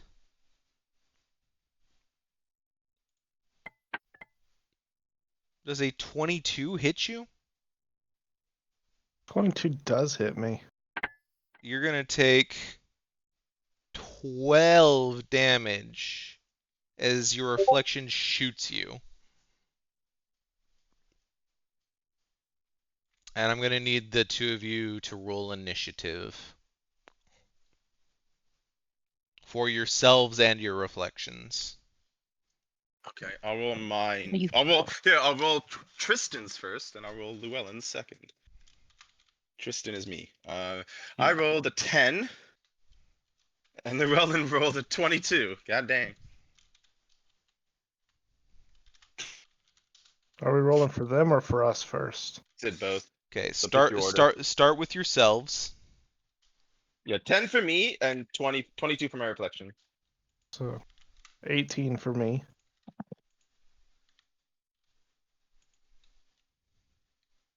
And a 17 for the reflection. Okay.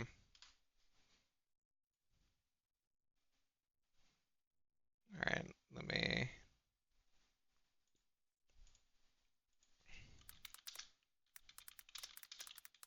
Forgot how much these pistols hurt.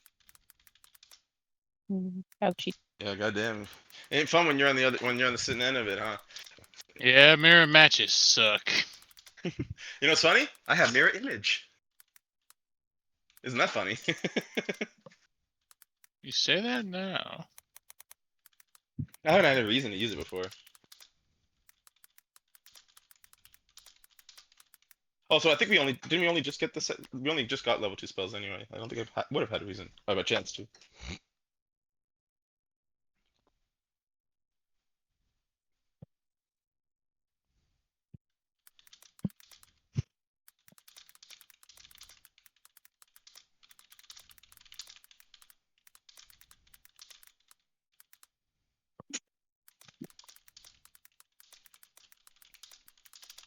All right. Well, that would be all well and good. The reflections step closer across the glassy water, silent except for the faint creak of boots that aren't really there. Mirror Jet spins its revolver on its finger, grinning with those unnatural yellow glowing eyes, and Mirror Llewellyn tilts its head, that too proud smile back on its face, raising one finger as though to speak again. The silver path between Real Jet and Llewellyn shatters into light, leaving only the island and the dark water beyond. Back in the drowned grove, the lanterns above Honey and Ivar begin to sway wildly, glowing brighter as the water at their feet stirs. Something is moving under the surface. And in the spirit circle, Milo's sprout glows with a sudden, intense light, and the runes flare as though warning him to brace himself. The marsh holds its breath. Then, just as the reflections take one final synchronized step forward, the world goes black. We're going to go ahead and end the session here, you guys. When we come back next time, we pick up exactly here with all of you face to face with whatever the marsh is about to throw at you. Did me and Jet get any next session buff? Nope. Fun. You know what? Yeah. You get advantage on history checks. Okay. Nerd. Nah, I'm feeling sarcastic.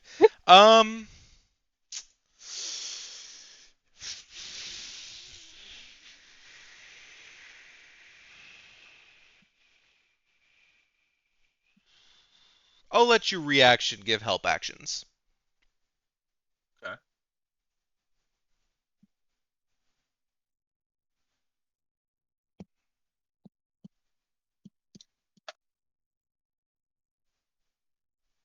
So next session, you will be able to, in the event that your companion fails, use your reaction to give them the help action. Hmm. So, question for you, Jasper. Hmm. I know you said that some of that was